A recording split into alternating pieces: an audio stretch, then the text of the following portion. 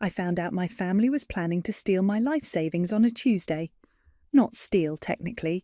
They'd call it borrowing or helping family or my personal favourite, being a team player. But when you overhear your parents and sister plotting how to guilt-trip you into handing over $30,000 you've spent 5 years saving, there's really only one word for it. My name is Hazel, and I've been the family ATM since I was 16 years old. I wasn't supposed to be home that afternoon. I told them I was working a double shift at the hospital. I'm a medical billing specialist during the day and do freelance bookkeeping at night, but my second job cancelled last minute. I came home to my apartment, the one I still rented in the same complex where my parents lived 2 buildings over, and heard voices through my kitchen wall. The walls in these places are paper thin. I'd complained about it for years. That day I was grateful. "She's got at least 30 in savings," Carmen said. My sister's voice has this particular pitch when she's scheming, higher, breathier, like she's playing the ingenue in a high school play. "I saw her bank statement last month when I borrowed her laptop." "Borrowed? Sure." "That seems like a lot to ask," Dad said, but his tone wasn't concerned. It was calculating. "She'll want to know why you need it." "The apartment in Riverside has marble countertops, Robert." Mum's voice was sharp. "Carmen can't keep living in that terrible neighbourhood. What will people think?" I pressed my back against the wall, phone in hand, barely breathing. "We'll tell her it's a loan," Carmen continued. "Or better, we'll say it's an investment in family, that I'll pay her back once I'm settled and find a better job." Carmen hadn't held a job longer than 4 months in her entire adult life. "She'll resist," Dad said. "Hazel's always been difficult about money." Difficult. That's what they called it when I refused to pay Carmen's credit card bill 3 years ago, or when I wouldn't co-sign her car lease, or when I said no to funding her business idea, a boutique that never made it past the Instagram account. "Then we make her feel guilty," Mum said simply. "Remind her that family takes care of family, that Carmen would do the same for her." The laugh that almost escaped my throat would have given me away. "I'll cry if I have to," Carmen added. "You know Hazel can't handle it when I cry. She always caves." They kept talking, working out the details like generals planning a siege. They'd invite me to dinner. Sunday. Mum would make my favourite pot roast, the one she only made on special occasions, the one that was supposed to mean I was loved. They'd wait until after dessert, when I was full and comfortable and off guard. Then they'd strike. I stood there for 20 minutes, listening to them choreograph my manipulation. When they finally left, Carmen's laugh echoing down the hallway, Mum reminding Dad to be gentle but firm, I walked into my living room and sat on the couch I'd bought myself. Paid in full. No payment plan. Everything in my apartment I'd earned. The dishes, the furniture, the laptop Carmen had borrowed to snoop through my bank statements. I'd worked 60-hour weeks for years while Carmen bounced from one crisis to another, always caught by our parents' safety net. I'd never had a net, just expectations. My phone buzzed. "Mum. Dinner Sunday. Haven't seen you in weeks. Making pot roast. 6 p.m. I stared at the message for a long time. Then I smiled. They thought I was saving for nothing. Just hoarding money because I was difficult and selfish and didn't understand what family meant. They had no idea I'd been planning my escape for 8 months. The duplex closing was in 6 days. I texted back, "Sounds great. Can't wait. Should I bring anything?" Mum's response was immediate. "Just yourself, sweetheart." Sweetheart. She only called me that when she wanted something. I set my phone down and opened my laptop. The folder labelled New Property contained everything. Inspection reports, mortgage approval, insurance documents. My lawyer Sadie had helped me set up an LLC to hold the property. Airtight, untouchable. Sunday dinner was going to be very interesting. Sunday arrived with perfect weather, the kind of sunny afternoon that makes everything feel deceptively peaceful. I brought wine. Expensive wine. The kind Mum would mention to her book club. "Hazel?" Mum opened the door with her practiced smile, the one that never quite reached her eyes. "You look thin. Are you eating enough?" "I'm fine, Mum. Well, come in. Your father's carving the roast. The house smelled exactly like childhood, rosemary, garlic, and underlying tension. Carmen was already at the table, scrolling through her phone. She looked up when I entered, and her smile was pure venom dipped in sugar. "Hey sis, love your sweater. Is it new?" 3 years old. "Oh." She wrinkled her nose. "Well, it's held up nice." I set the wine on the counter. Dad emerged from the kitchen, carving knife in hand, playing patriarch. He nodded at me, his version of a warm greeting. "Hazel, good to see you." "You too, Dad." We sat. Mum served. For 20 minutes we played normal family, discussing weather and traffic in Mum's garden. Carmen complained about her apartment's parking situation. Dad mentioned a project at work.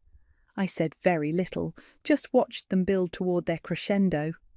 Dessert arrived, apple pie, my favourite, and Mum refreshed everyone's coffee. Here it comes. "So, Hazel," Mum began, her voice shifting to that careful tone. "We wanted to talk to you about something important." I set down my fork. "Okay." Carmen leaned forward, eyes already glistening. She'd practiced this. I didn't want to make this into a big thing, but I'm really struggling right now. "What's wrong?" I asked, keeping my voice neutral. "My apartment. The landlord is selling the building. I have to move by next month, and everything in my price range is in terrible areas. I've been looking for weeks, and I finally found a place in Riverside that's safe and close to job opportunities. But," her voice cracked perfectly, "the deposit and first month's rent is more than I have saved." "How much more?" I asked. She glanced at Mom. "About 30,000 for the deposit, first and last month, and some furniture. The place is unfurnished." 30,000 for a rental deposit. "It's a luxury complex," Dad interjected, "but it's in a good area, safe. The kind of place where Carmen can focus on building her career without worrying about crime or—" "Career." The word slipped out before I could stop it. Carmen's tears vanished for a split second, replaced by a flash of anger. Then they were back, flowing harder. "I know I've struggled to find the right fit, but this move could change everything for me, a fresh start in a better environment." "We're not asking you to give it to her," Mum cut in. "It's a loan. Carmen will pay you back once she's settled." "With what income?" The table went silent. Dad cleared his throat. "That's not helpful, Hazel." "I'm just asking a practical question." "You're being hostile," Mum said, her voice tight. "We're trying to have a family conversation and you're attacking your sister." "I asked how she'd repay a $30,000 loan." Carmen sobbed into her napkin. "I knew you'd be like this. You've always resented me." "Carmen, ever since we were kids, you've acted like you're better than me because you're good with money. Not everyone is like you, Hazel. Some of us need help sometimes. You've needed help every month for the past 5 years."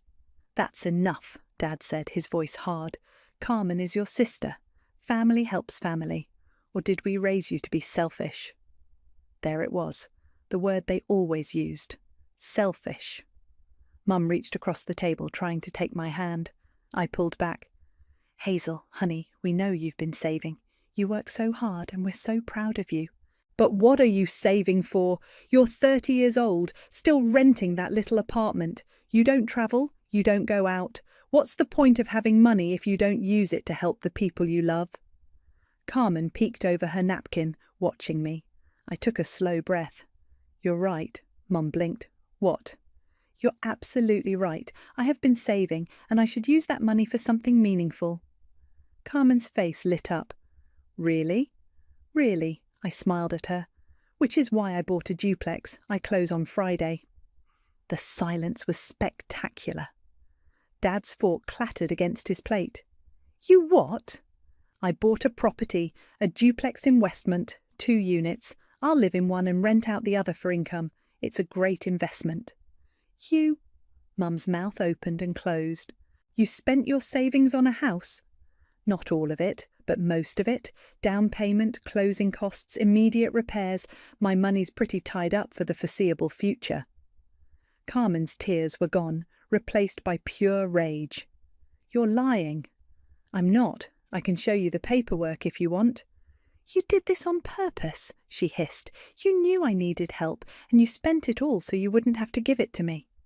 I didn't know you needed help until 5 minutes ago. Liar. Carmen, that's enough, Dad said, but he was staring at me like I'd committed murder. Hazel, this is incredibly poor timing. Is it? When would have been better timing?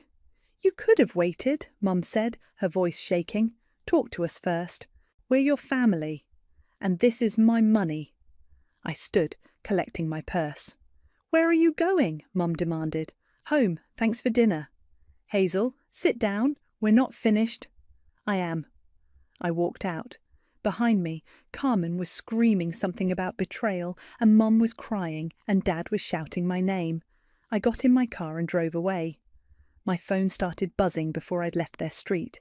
The messages started immediately. Mum, how could you be so selfish? Your sister is going to be homeless. Carmen, I hope you're happy. You've always wanted me to fail. Dad, we need to talk about this like adults. Call me. Carmen again. Everyone's going to know what kind of person you really are. I silenced my phone and drove to Sadie's house. She answered the door in yoga pants and an oversized sweatshirt, wineglass already in hand. That bad? She asked. Worse, they're spiralling. She let me in. Her living room was covered in case files and legal pads. Sadie never stopped working. I collapsed on her couch. Tell me everything's locked down, I said. Everything's locked down. The LLC owns the property, not you personally. Your savings account has been moved to a new bank they don't know about. I've got copies of everything in 3 separate locations. She sat across from me. They can't touch it, Hazel. Legally, you're bulletproof. They're going to try anyway. Let them try. My phone buzzed continuously on the coffee table. Sadie glanced at it. How many messages? 43 in the last hour. Jesus! She refilled her wineglass and poured me one. What's the worst one say? I scrolled through. Mum says I've destroyed the family. Carmen says I'm a vindictive bitch who's jealous of her happiness. Dad wants to meet tomorrow to discuss my choices. Are you going to meet him? No? Good. Sadie pulled out her laptop. I'm drafting a cease and desist letter tonight. If the harassment continues, we'll file for a restraining order. That feels extreme. Hazel, they tried to manipulate you into giving them $30,000. They planned it, rehearsed it, and now they're mad it didn't work. This isn't going to stop unless you make it stop. She was right. I knew she was right. My phone rang. Mom. I declined it. It rang again immediately. Carmen, then Dad, then Mom again. Turn it off, Sadie said. I powered it down. The silence felt like breathing after being underwater. Stay here tonight, she offered. Guest room's ready. I should go home. They know where you live. That stopped me. I hadn't considered they might show up at my apartment. Stay, Sadie repeated. We'll deal with everything tomorrow. I stayed. The next morning, I turned my phone back on to find 87 messages and 14 voicemails. I didn't read or listen to any of them. Instead, I called Isaiah, my real estate agent. Hazel, congratulations, you close in 4 days. How are you feeling? Nervous. Can we move up the closing? To when? Tomorrow? He paused. That's aggressive. Why the rush? Family issues. I need this done before they find a way to interfere. They can't interfere. The contracts are signed. I know, but I'd feel better if it was finished. Let me make some calls. I'll see what I can do. He called back 2 hours later. Wednesday. Best I can do. The title company needs time to process everything. Wednesday works. Thank you. Hazel, is everything okay? It will be. I spent Tuesday at work, ignoring the 3 calls from my parents' number and the 2 from Carmen. During lunch, I received an email from Mom with the subject line, "We need to talk about your behaviour." I deleted it without reading. That evening, someone knocked on my apartment door. I checked the peephole. Dad. Hazel, I know you're in there. Your car's in the lot. Open the door. I stayed silent. We need to discuss this situation rationally. You're making decisions that affect the whole family. More silence. Fine, be childish, but this isn't over. His footsteps retreated down the hallway. My phone buzzed with a text from an unknown number. Better enjoy your little duplex while you can. I screenshot it and forwarded it to Sadie with the message. Add this to the file. Her response was immediate. On it. That's a threat. Document everything. Wednesday morning, I met Isaiah at the title company. The closing took 90 minutes. Signatures, initials, wire transfers, keys. When it was done, I held 2 sets of keys in my hand. Congratulations, Isaiah said, shaking my hand. You're officially a property owner. Thank you. For everything. My pleasure. When are you moving in? This weekend. I drove to the duplex, my duplex, and walked through both units. The place needed work, but it was mine. Completely, legally, undeniably mine. I took a photo of the keys and sent it to my family group chat with one word, done. The responses came within seconds. Carmen, you're dead to me. Mum, how dare you? Dad, we're coming over to talk about this face to face. I typed back, no, you're not. Any further contact will be considered harassment. My lawyer has been notified. Then I left the group chat. My phone immediately started ringing. I blocked all 3 numbers. The silence was beautiful. I sat on the floor of my empty living room, sunlight streaming through the windows, and finally let myself smile. Then my phone buzzed with a text from a number I didn't recognise. This isn't over, Hazel. Not even close. The social media campaign started that night. Carmen posted a long, tearful story on Facebook about her cruel, heartless sister who abandoned her in her time of need. The post got 43 sympathetic comments within an hour. Aunts I hadn't spoken to in years were suddenly messaging me, asking if I'd really refused to help my sister avoid homelessness. I didn't respond to any of them. By Thursday, Carmen had escalated to Instagram stories, crying videos about family betrayal, vague posts about narcissistic siblings, and carefully curated photos of apartment listings in dangerous neighbourhoods she was supposedly being forced to consider. My co-worker showed me during lunch break. Hey, isn't this your sister? I glanced at the screen. Carmen, tears streaming, talking about how some people hoard money while their family suffers. Yeah, that's her. Is this about you? Probably. Damn, that's rough. I went back to my desk and found an email from an address I didn't recognise. Subject line, you should know the truth. I almost deleted it. Instead, I opened it. Hazel, my name is Erin. We met briefly at your sister's birthday party 3 years ago. I was Carmen's roommate before she moved out and stuck me with 2 months of unpaid rent. I saw her posts about you and I thought you should know you're not the first person she's done this to. Call me if you want to talk. I have receipts. A phone number followed. I stared at the email for 5 minutes before forwarding it to Sadie. Her response, call her. I called during my afternoon break. Hazel? Erin's voice was cautious. Thanks for calling. I wasn't sure you would. Your email said you have receipts. Right to business. I like that. She laughed, but it was bitter. Look, I don't know what Carmen's told you about why we stopped being friends, but I'm guessing it wasn't the truth. She said you had a falling out over a guy. Of course she did.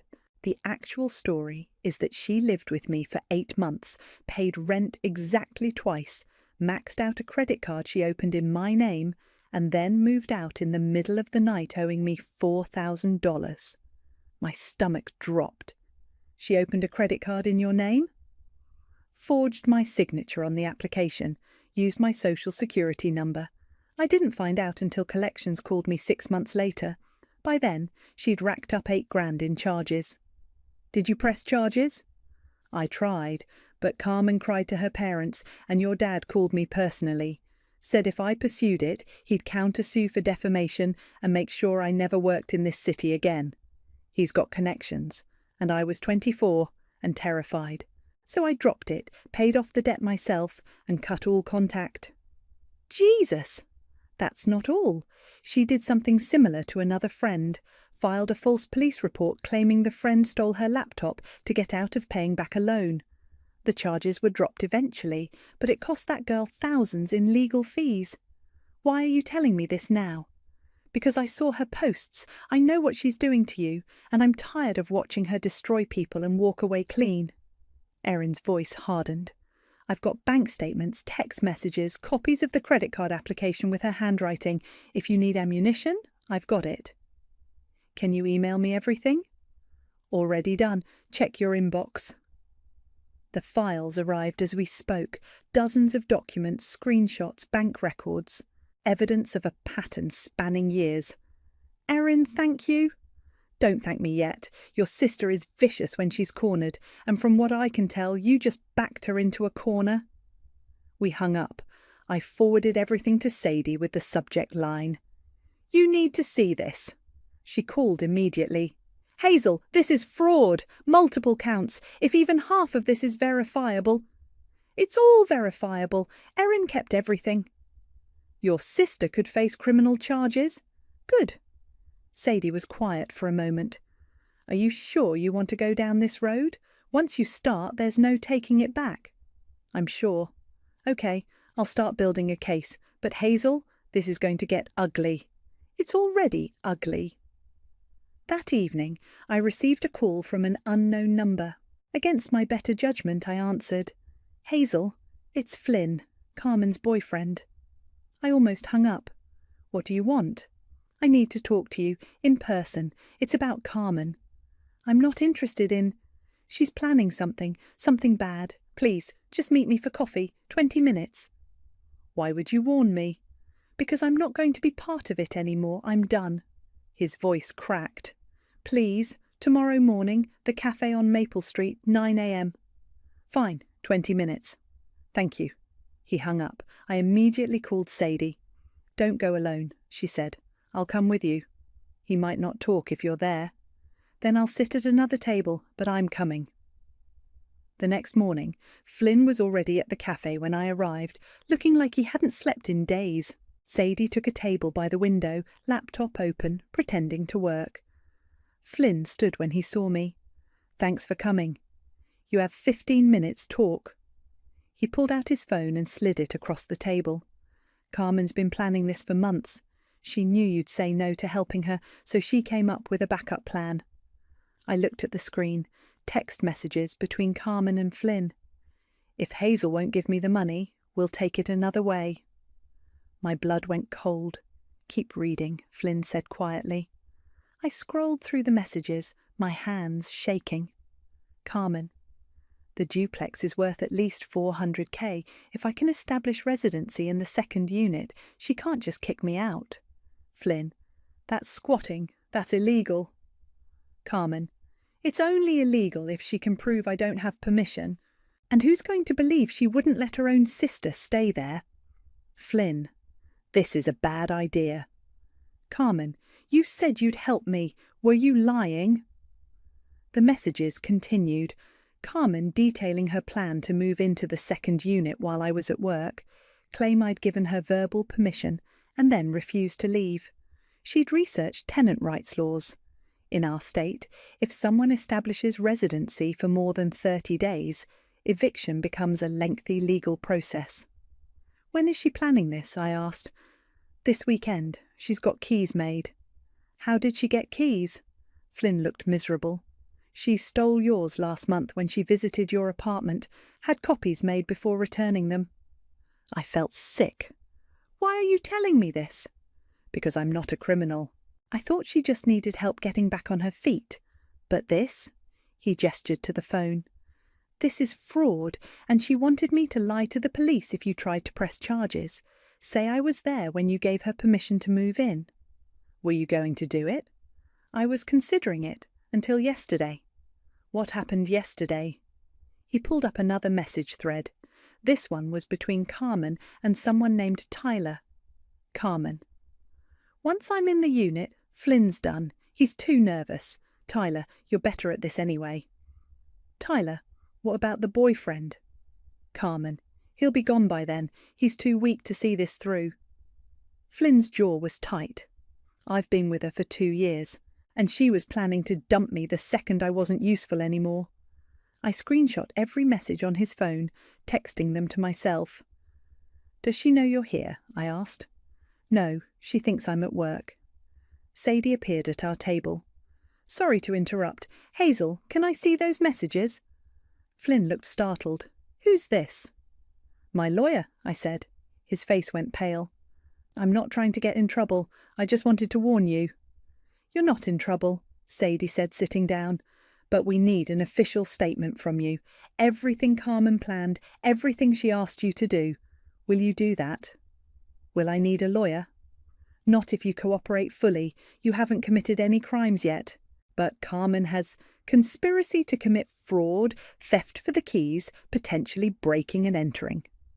Flynn nodded slowly. "Okay, I'll do it." "Good. Come to my office this afternoon, 2 p.m. Sadie handed him her card. "And Flynn, don't tell Carmen about this meeting." "I won't." He left and Sadie turned to me. "We need to move fast. If she's planning to break in this weekend, we need to be ready." "What do you suggest?"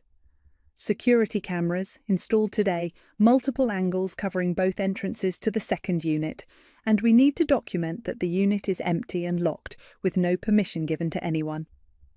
"I'll call Isaiah," Isaiah answered on the second ring. "Hazel, how's the new place?"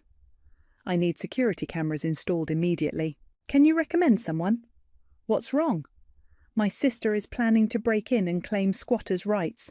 "Jesus, yeah, I know a guy. He can be there this afternoon. But Hazel, if she's really planning that, you should call the police." "Not yet. I need evidence first." "Okay, I'll text you his number. And Hazel, I'm putting a note in the property file that no one has permission to access that unit except you.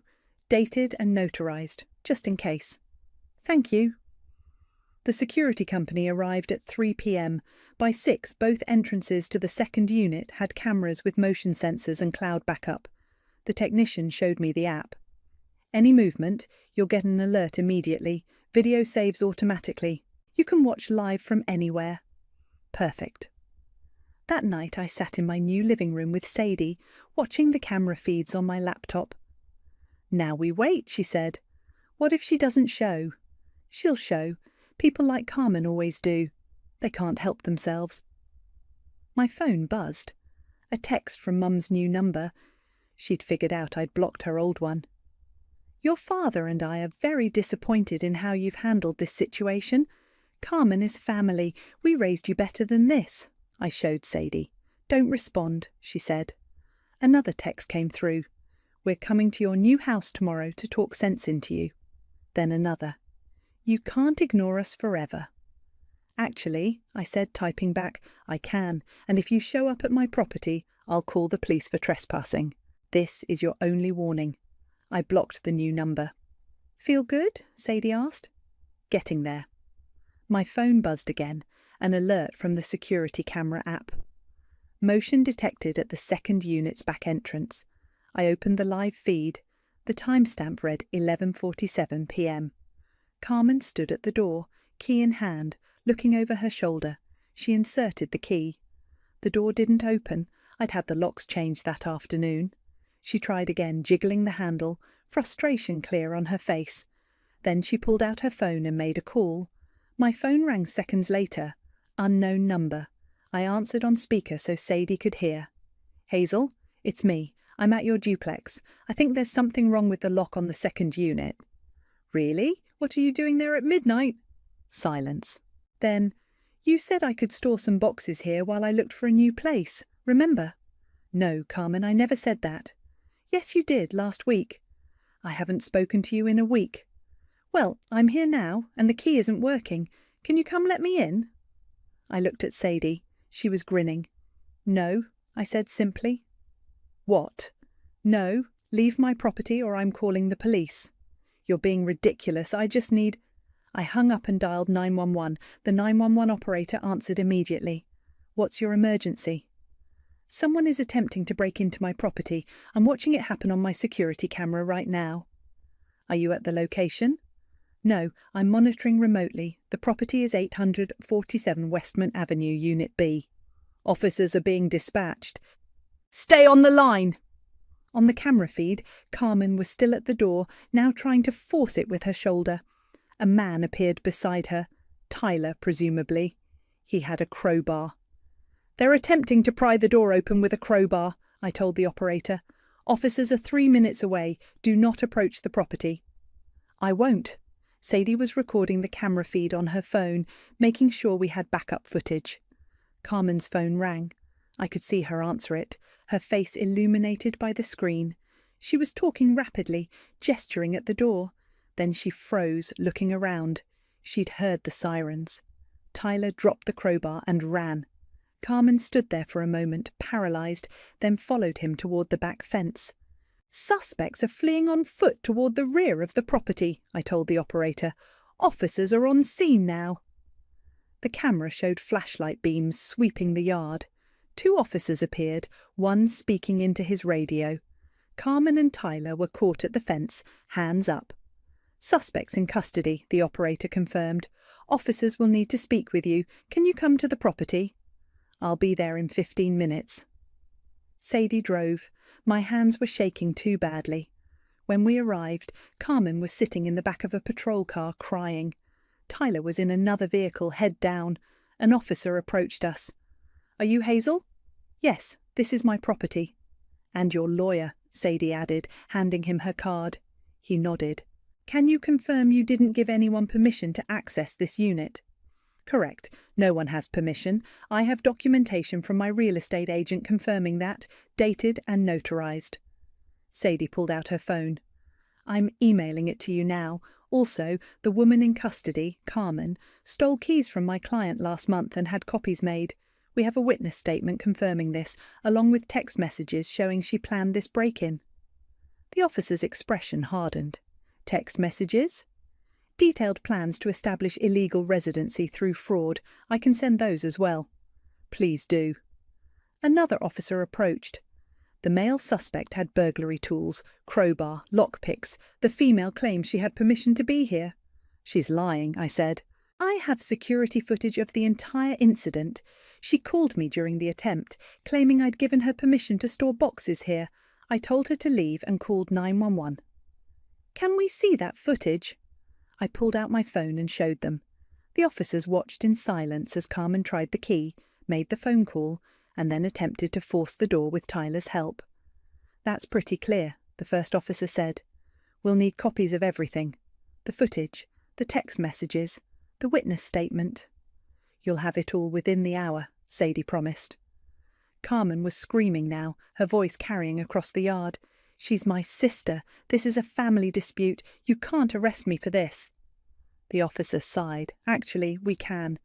Attempted breaking and entering, possession of burglary tools, criminal trespass." "I want to talk to my sister." "No," I said firmly. The officer looked at me. "You don't have to speak with her." "I know, and I won't." They loaded Carmen into the patrol car. As it pulled away, she was still screaming, her face pressed against the window. My phone started ringing. "Dad." I declined it. It rang again. "Mum." Declined. A text from Dad. "What have you done?" Another from Mum. "The police just called. How could you do this to your sister?" Sadie took my phone. "Let me handle this." She typed rapidly, then showed me the message before sending. "This is Hazel's attorney. All further communication must go through me. Any attempts to contact Hazel directly will be documented as harassment. My contact information is below." She sent it to both parents. The responses came immediately. "Dad, this is absurd. We're her parents." "Mum, you've turned our daughter against us. We'll be suing you for this." Sadie typed back, "Any legal action will be countered with evidence of your daughter Carmen's attempted fraud, theft, and conspiracy. We have multiple witnesses and documented proof. I suggest you retain counsel." She handed my phone back. "They'll call their lawyer tomorrow. The lawyer will tell them they have no case. This will be over." "Will it?" "The legal part will be. The family drama?" She shrugged. "That's up to you." We went back to her house. I couldn't face my apartment. Too many memories of Carmen letting herself in, going through my things, stealing my keys. At 2 a.m, my phone buzzed with an email from the police department. Carmen had been formally charged with attempted burglary and criminal trespass. Tyler faced additional charges for possession of burglary tools. Both were being held pending bail hearings. Another email arrived from Erin. Saw the news, good for you. If you need me to testify about her pattern of behaviour, I will. I forwarded it to Sadie and tried to sleep. At 7 a.m, someone knocked on Sadie's door. We both froze. "Stay here," Sadie whispered, grabbing her phone. She checked the peephole, then turned to me, her face pale. "It's your mother, and she's not alone." Through the door I heard Mum's voice, shaking but determined. "Hazel, I know you're in there. We need to talk, please. There's something you need to know about Carmen, something we should have told you years ago." Sadie looked at me. "Your call." I stared at the door. Every instinct screamed to leave it closed, to let Mum stand there until she gave up and left. But something in her voice was different, not manipulative, not angry, broken. 5 minutes, I said. Sadie opened the door. Mum stood there in yesterday's clothes, mascara smudged, holding a worn photo album. Dad was behind her, looking like he'd aged 10 years overnight. "Thank you," Mum whispered. They came inside. Nobody sat. "You have 5 minutes," I repeated. Mum clutched the photo album to her chest. "Carmen isn't your father's biological daughter." The words hung in the air. Dad stared at the floor. "What?" I managed. "I had an affair 28 years ago. I was pregnant before I realised what I'd done. By the time I found out, the man, Carmen's biological father, had moved across the country. I never told him." Mum's voice cracked. "Your father chose to stay, to raise Carmen as his own. Why are you telling me this now?" "Because you deserve to know why we—" She stopped, tears streaming down her face. "Why we treated her differently, why we couldn't say no to her." "Guilt," I said flatly. "Yes." Dad finally spoke, his voice hoarse. "I stayed because I loved your mother, but every time I looked at Carmen, I saw the affair, the betrayal, so I overcompensated. We both did." "And me?" The question came out sharper than I intended. "What was I?" "You were ours," Mum said. "Completely, undeniably ours. And you were so easy, Hazel, so responsible and self-sufficient. We didn't have to worry about you." "So you didn't," she flinched. "That's not fair." "Isn't it? You created a monster and fed it with my future, with my childhood, with every time you chose her over me." "We were trying to keep the family together," Dad said, "by sacrificing me." "We thought," Mum's voice broke, "we thought if we could just help Carmen enough, she'd become stable, independent. We thought we were protecting everyone." "You were protecting yourselves, from guilt, from the truth." I looked at the photo album in her hands. "What's that?" Mum opened it with shaking hands. Inside were photos I'd never seen. Me as a baby, a toddler, a child. In every picture, I was alone or with one parent. Carmen was always with both. "I found this last night," Mum said, going through old boxes. "I couldn't remember the last time I looked at pictures of just you, of your achievements, your birthdays, your life." She touched a photo of me at my high school graduation, standing alone in my cap and gown. We weren't there. We were at Carmen's college orientation. I remember. "I'm so sorry, Hazel, for all of it, for every time we chose her, for every time we made you feel invisible." "Sorry doesn't fix 28 years. "I know." Mum closed the album.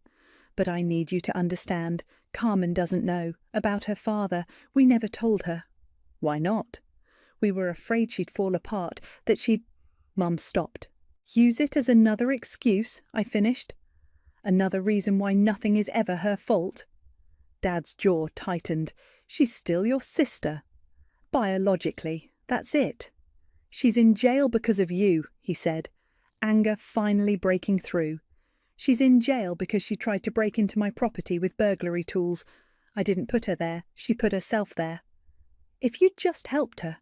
"Then what? She'd be fine for 6 months until the next crisis, the next scheme. When does it end, Dad?" He had no answer.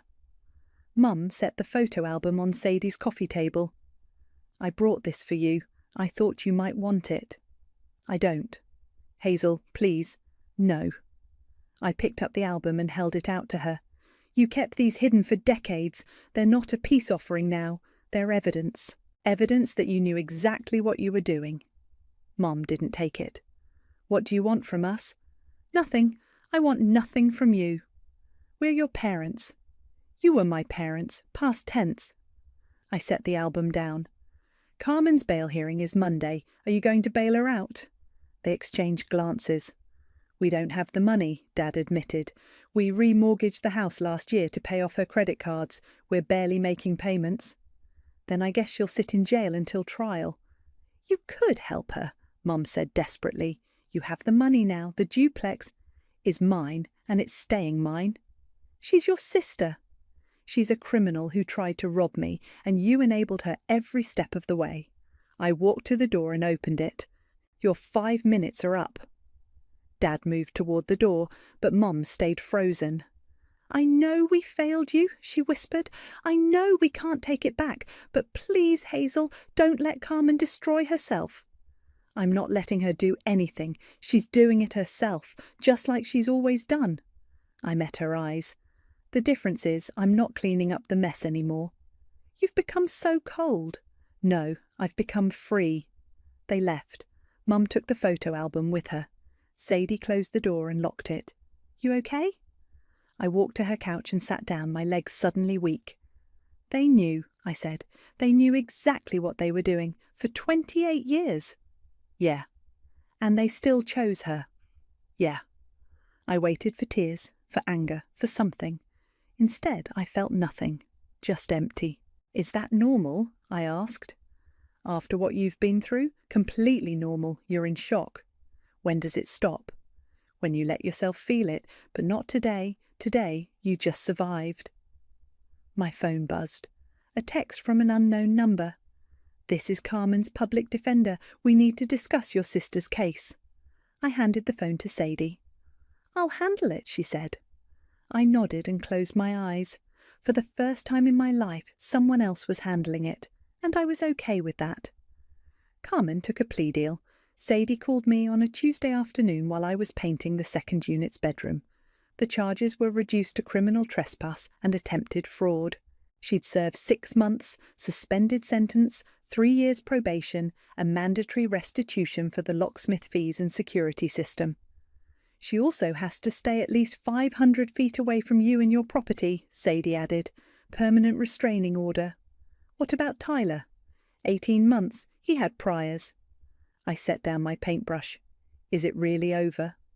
The legal part is, she violated probation terms, she goes to jail. Simple as that. And my parents? Haven't heard from them since that morning. I think they finally got the message. After we hung up, I stood in the empty bedroom, paint splattered and exhausted, and waited to feel something. Relief, victory, satisfaction. Instead, I just felt tired. A knock on the front door pulled me from my thoughts. I checked the security camera on my phone, a woman in her 50s holding a casserole dish. I opened the door cautiously. Hi, I'm Margaret from Unit 3A. Saw you've been working hard on this place. She held out the dish. Thought you might want some dinner. It's lasagna. Oh, thank you. You didn't have to. I know, but I wanted to. It's nice to have someone actually fixing up these units. The last landlord let everything go to hell. She smiled warmly. If you need anything, I'm right across the way, and I make a mean lasagna. She left before I could say anything else. I took the lasagna inside and stared at it for a long moment. When was the last time someone had done something kind for me without wanting anything in return? I couldn't remember. My phone rang. Erin. Hey, I heard about the plea deal. How are you holding up? I'm okay, painting. Good, that's good. Listen, I wanted to let you know. Carmen's been calling me from a friend's phone, asking me to talk to you, to convince you to drop the restraining order. What did you say? I told her to lose my number, but I thought you should know she's still trying to manipulate people. She'll never stop. Probably not, but that's not your problem anymore. Erin paused. You did the right thing, Hazel. I know it doesn't feel like it, but you did. Thanks. Mean it. You're braver than I was. We talked for a few more minutes before hanging up. I ate Margaret's lasagna straight from the dish, sitting on my living room floor, and it was the best meal I'd had in months. The next morning, I found an envelope slipped under my door. No return address. Inside was a check for $4,000 and a note in handwriting I didn't recognize. Hazel, this is the money Carmen stole from me years ago. Your dad paid it yesterday, said it was the least he could do. I don't know if this is an apology or guilt, but I thought you should know. Erin's friend, Jessica. I stared at the check for a long time. Then I deposited it and donated the full amount to a women's shelter. 2 weeks passed. I finished painting, installed new fixtures, and listed the second unit for rent. Applications came in within days. I chose a single mother named Keisha with a 6-year-old daughter. She cried when I approved her application. Thank you. You have no idea what this means. The last 3 places rejected me because of my credit score. Fresh starts are important, I said, handing her the keys. She moved in on a Saturday. Her daughter Mia immediately loved the small backyard. I watched them from my window, Mia chasing butterflies while Keisha unpacked boxes, and something in my chest loosened. This was what I'd been saving for. Not revenge, not even justice. Freedom. Sunday morning, I found cookies on my doorstep with a note. Thank you for giving us a home. Keisha and Mia. I ate one with my coffee, sitting on my porch, watching the sunrise. My phone buzzed. A text from Mum's number, a new one I hadn't blocked yet. Your father and I are selling the house, moving to Arizona. Carmen is going with us after her probation ends. I thought you should know. I hope someday you can forgive us. I read it twice, then deleted it without responding. Forgiveness wasn't on the table. Maybe it never would be. But I didn't need it to be. Margaret appeared on her porch with her morning paper, waving when she saw me. Morning, Hazel. Coffee's on if you want to come over. I'll be there in 10 minutes, I called back. Keisha emerged from the side entrance, Mia bouncing beside her. We're going to the park. Want to come? Maybe later. I'm having coffee with Margaret. Okay, we'll bring you back some flowers. Mia loves picking flowers. They left, Mia's laughter echoing down the street. I finished my coffee, grabbed my keys and locked my door to my home on my property in my life. A life I'd built from scratch, a life no one could take from me. Sadie called as I walked to Margaret's. Hey, how's the new tenant? Perfect. Her daughter already loves the place. Good. You deserve good things, Hazel. I'm starting to believe that. Good, because I'm coming over later with wine and terrible reality TV. You're not allowed to say no. Wouldn't dream of it. I hung up and knocked on Margaret's door. She answered with a smile and 2 mugs of coffee. Come in, come in. I made muffins too. Her apartment smelled like cinnamon and vanilla. Photos of grandchildren covered the walls. A life well lived. So, she said, handing me a mug. Tell me about yourself. All I know is you're handy with a paintbrush and you work too hard.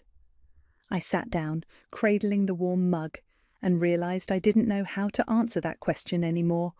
Who was I without the weight of my family's expectations? I'm figuring that out, I said honestly. Margaret smiled. Best answer I've heard in years. We talked until noon, about nothing and everything. When I finally left, Mia was waiting on my porch with a fistful of dandelions. These are for you. Mamma said you gave us a home, so I picked you flowers. I took them, my throat tight. Thank you, Mia. They're beautiful. She beamed and ran back to her mother. I put the dandelions in a glass of water and set them on my kitchen windowsill. They were weeds, technically, but in the right light they looked like sunshine. My phone buzzed one last time, a message from an unknown number. I almost didn't open it. Then I did. This is Flynn. Just wanted you to know Carmen's been telling everyone you framed her. Thought you should be prepared. I typed back, let her talk. The truth is documented. His response came immediately. You're stronger than I gave you credit for. I didn't reply. Instead, I looked around my home, my real home, filled with light and possibility and the faint smell of Margaret's muffins still on my clothes. They told me family was everything. Turns out they were right. I just had to build mine from scratch, and I did.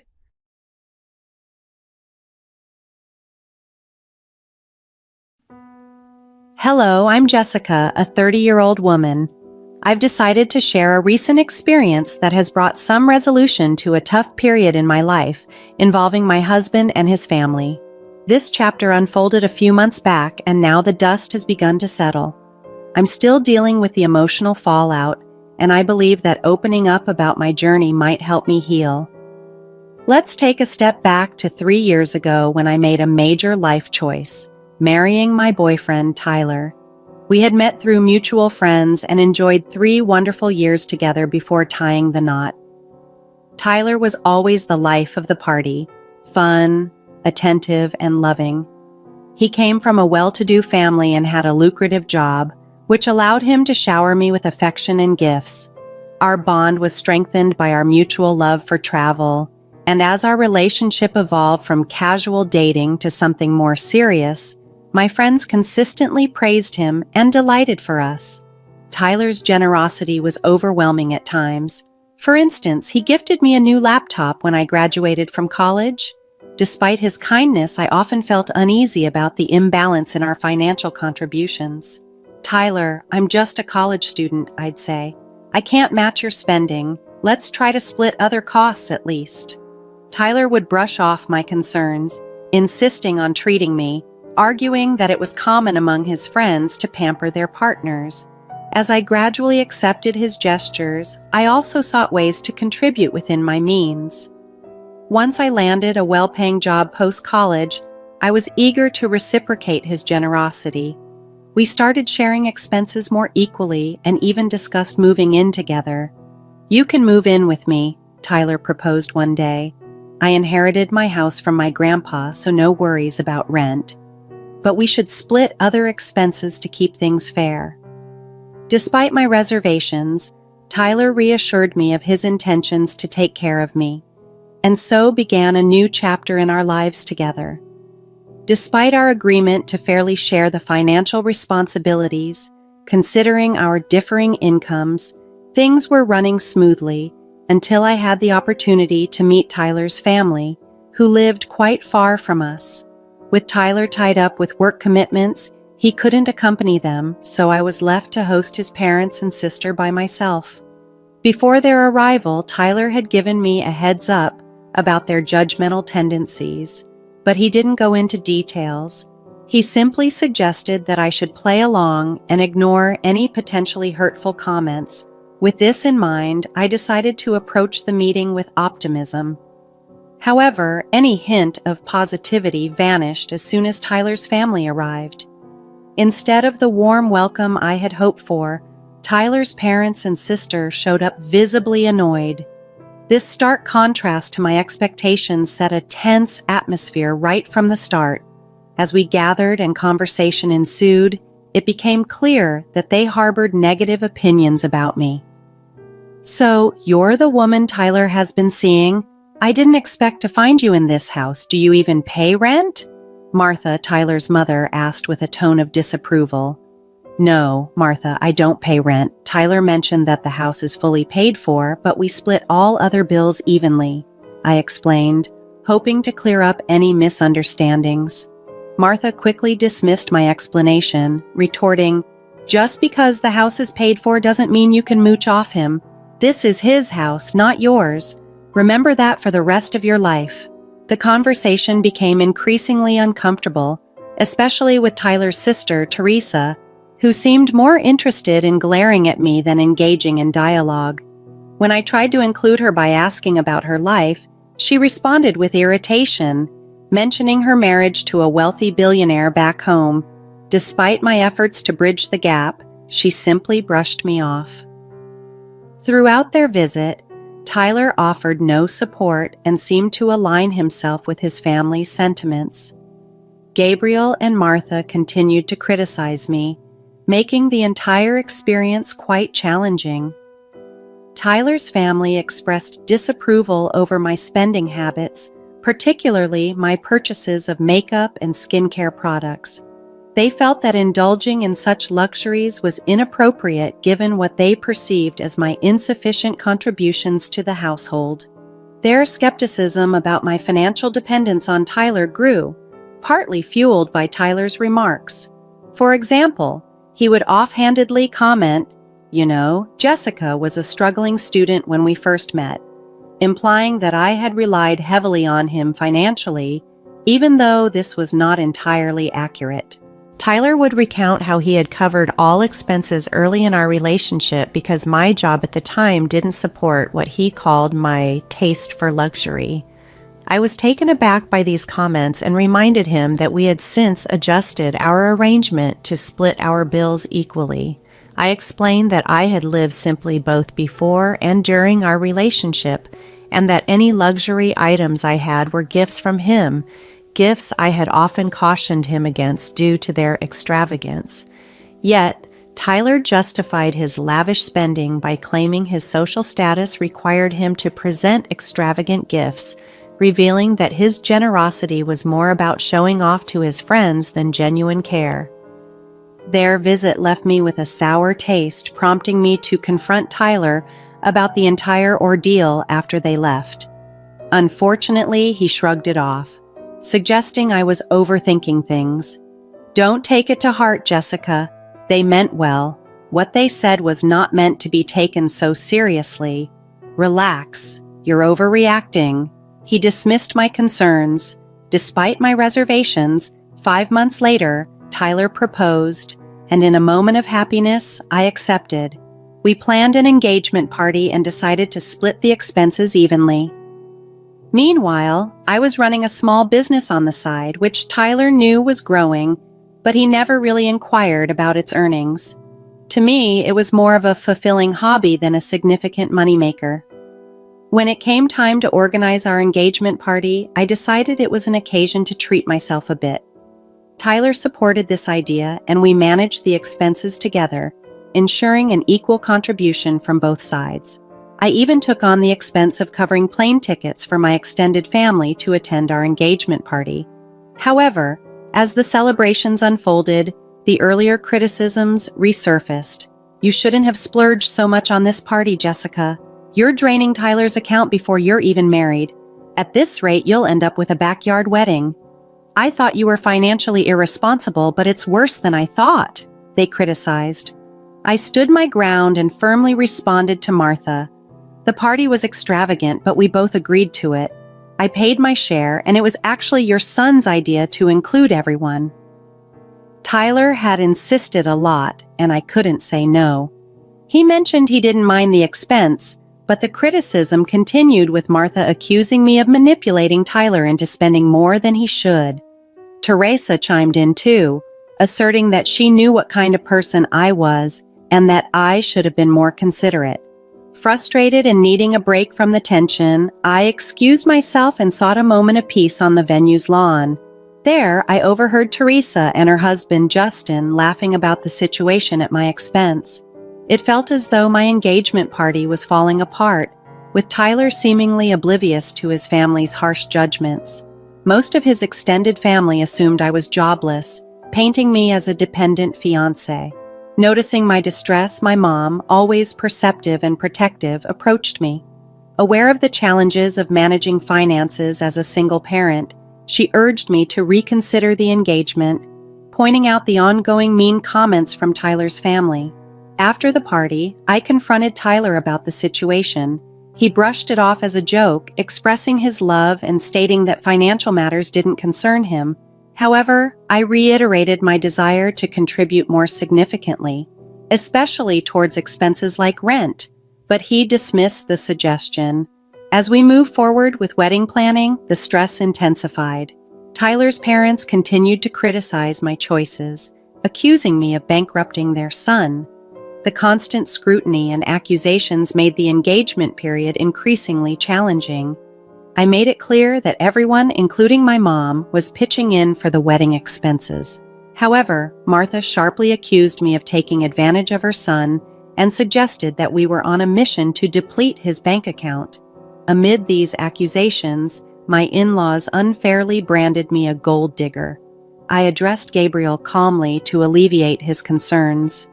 Gabriel, I'm not asking for any financial help.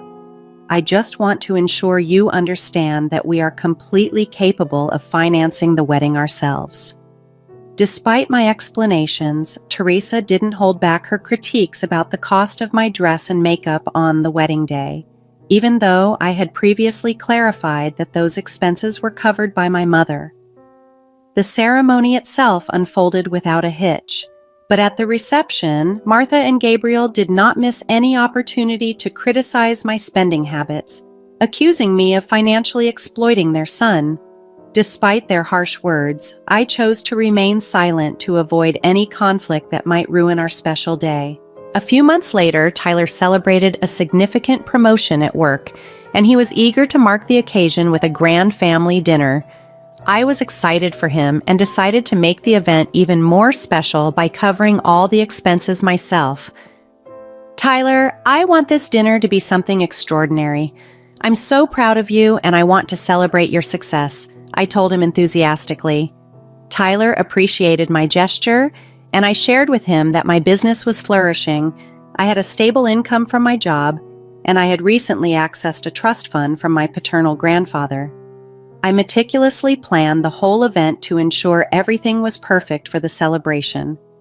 However, when his family arrived, they were visibly unhappy with the arrangements, despite receiving positive feedback from other guests. It soon became apparent that they had reservations about the lavishness of the celebration. During the speeches, Martha took the opportunity to stand up. Martha stood up, her voice carrying across the room, and began, I want to thank everyone for gathering here to celebrate my son. He's incredibly hardworking and generous and truly deserving of this promotion. Unfortunately, it seems his good fortune did not extend to his choice of a partner. It's unfortunate that of all people, he found himself tied to what some might call a gold digger. I only wish he had seen the true nature of his wife earlier. Then he wouldn't have to work so hard to support her lavish lifestyle.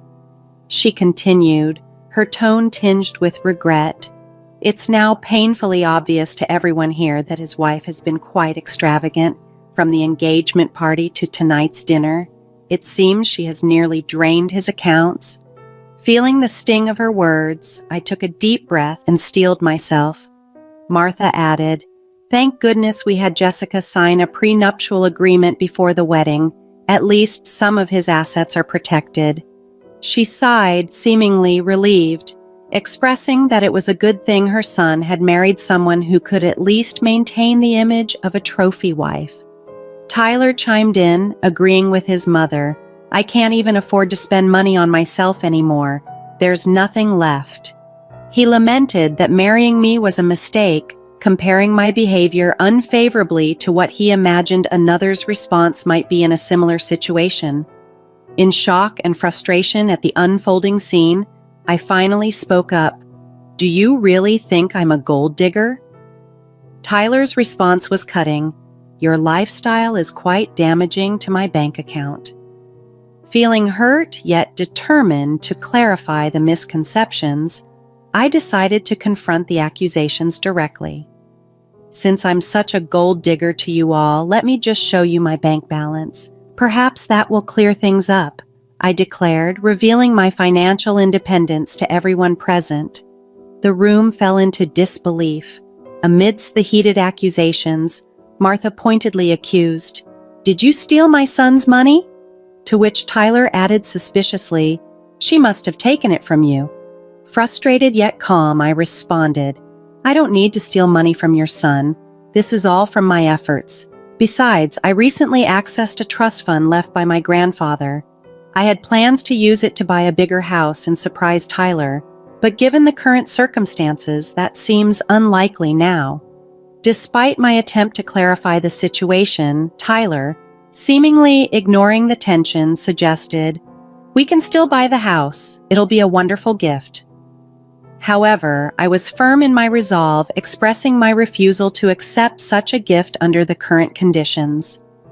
"This is not happening. Your family has insulted me for too long, and you've never once stood up for me. Instead, you've let these misconceptions about how I'm supposedly using your money spread," I asserted, my frustration evident.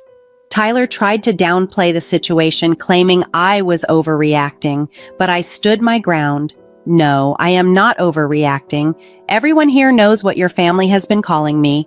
They were here when you allowed them to insult me during our engagement party." Feeling the cumulative burden of disrespect and humiliation over the years, I reached a breaking point. I could no longer tolerate the toxic environment and sternly told Tyler I want a divorce. As he attempted to plead and explain, my mom intervened, advising him to remain silent. "You never defended my daughter all these years. It's time she ends this toxic relationship for good," she declared firmly. We left the party, leaving behind a crowd of shocked attendees whispering among themselves. Despite the dramatic revelation in front of Tyler's extended family, friends, and colleagues, I no longer cared. I was resolute in my decision to leave him and move on from the relationship. My mom's support was unwavering as we exited, marking the end of a painful chapter in my life. After the tumultuous confrontation, I went straight to our shared home, gathered my belongings, and while Tyler persistently tried to reach me, I muted my phone and went to stay with my mother for solace. The next day, I reached out to my cousin, who is a lawyer, to begin drafting the divorce papers. With a prenuptial agreement already in place, the process promised to be straightforward, sparing me the need to share any of my now substantial financial assets with Tyler. However, the situation escalated when Tyler and his family appeared at my mother's doorstep, demanding a conversation. My mother stood firm, instructing them to leave. Meanwhile, Tyler continued his attempts to contact me, his messages oscillating between tearful apologies and unsettling threats.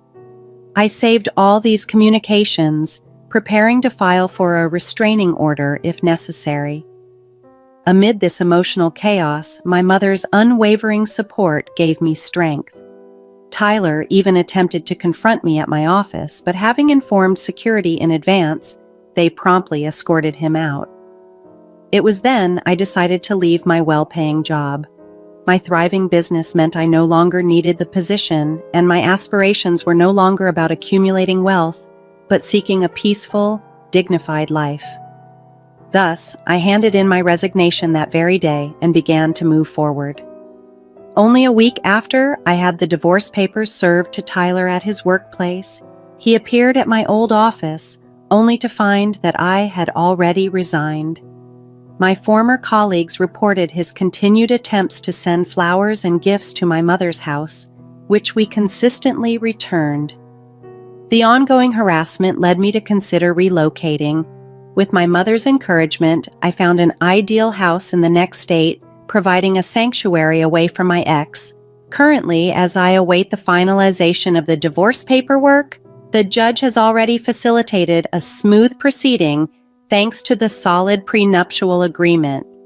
During the 5 months of our separation, I took the time to collect myself and prepare for a new chapter in my life, free from turmoil and filled with renewed hope. I quickly settled into my new home, taking the significant step of changing my number to avoid the incessant barrage of messages from Tyler and his family. I heard through the grapevine that Tyler's life was unraveling.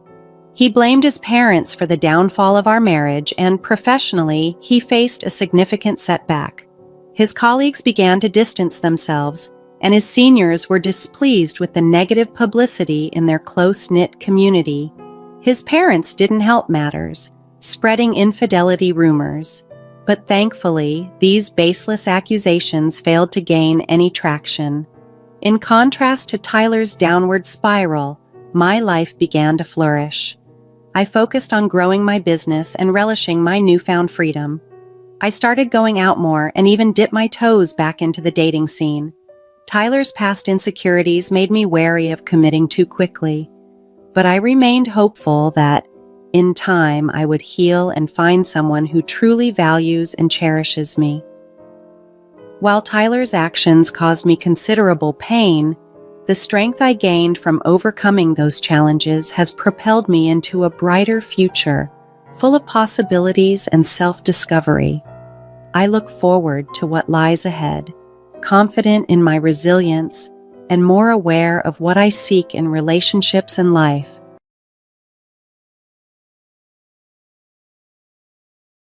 I stood at the altar in my white dress, surrounded by 500 strangers who'd come to witness what should have been the happiest moment of my life.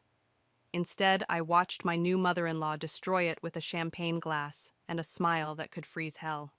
My name is Lucy, and I learned the hard way that some people will wait until you're at your highest point before they push you off the cliff. To the happy couple, Victoria said, her voice carrying across the reception hall like a blade wrapped in silk.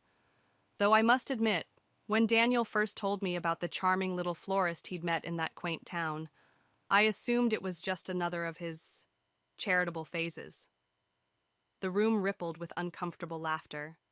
Daniel's hand tightened around mine, but he said nothing, always saying nothing when it came to his mother.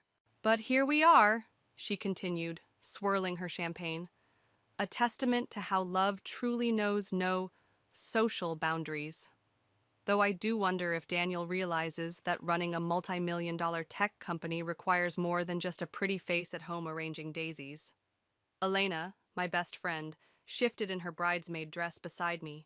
I could feel her rage without even looking. My parents sat at their table, Mom's face flushed with anger, Dad's hands clenched around his napkin. To Lucy! Victoria raised her glass higher, her diamond bracelet catching the light. May you eventually prove yourself worthy of the Brookside name, though I suspect that might be as likely as finding Cartier in a corner shop.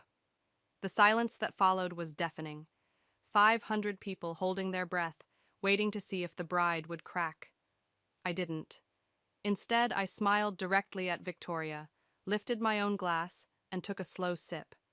The champagne tasted like acid. Thank you for those heartfelt words, I said, my voice steady despite the trembling in my chest. It's touching to see how much you care about Daniel's happiness. Victoria's perfectly painted lips twitched. She hadn't expected me to respond. Robert, Daniel's father, suddenly stood up. I'd like to make a toast as well, he announced, his voice warm and genuine. To Lucy, who brings more grace, kindness, and authenticity to this family than we probably deserve. Victoria's face darkened. She'd divorced Robert 3 years ago, and his support of me was just another reason for her to sharpen her knives. The reception continued, a blur of faces and forced smiles. I danced with Daniel, who whispered apologies in my ear that meant nothing because they changed nothing. I hugged my parents, who tried to hide their concern behind proud smiles. I cut the cake, posed for photos, and played the role of the happy bride while Victoria held court among her society friends, occasionally shooting triumphant glances my way. It wasn't until later, in the quiet of the hotel bathroom, that Elena found me staring at my reflection. We should poison her tea, she said, only half joking. That would be too quick, I replied, surprising myself with the coldness in my voice. She'd never learn anything from that. Elena studied me in the mirror. What are you thinking? I touched the pearl necklace Victoria had given me that morning. A family heirloom, she'd said, probably lying, and felt something shift inside me. A hardening, like sap, crystallizing into amber. I'm thinking that she's right about one thing, I said. Social boundaries don't matter anymore. Neither does being worthy of the Brookside name. But she's wrong about everything else, and I'm going to spend every day proving it. Lucy, Elena's voice held a note of warning. Don't worry, I smiled, and it felt different than any smile I'd ever worn before. I'm not going to do anything dramatic. I'm just going to give Victoria exactly what she wants. A daughter-in-law who learns to play her game. And then I'm going to play it better than she ever has. The music from the reception filtered through the walls, but it felt distant now, like it belonged to another life. In a way, it did. Because the Lucy who walked down the aisle this morning died somewhere between Victoria's first toast and her last smirk. And I had a feeling Victoria would soon wish she'd left her buried. The honeymoon lasted exactly 3 days before Victoria's first strike. I was arranging peonies in our new kitchen when Daniel's phone buzzed with her message. She'd scheduled a private dinner for us at Le Blanc, Brookside's most exclusive restaurant. "We should go," Daniel said, his fingers drumming against the marble counter. "She's trying, Lucy, in her own way." I sliced through a stem with more force than necessary. "Like she tried at the wedding?" The silence that followed was heavy with all the things he wouldn't say.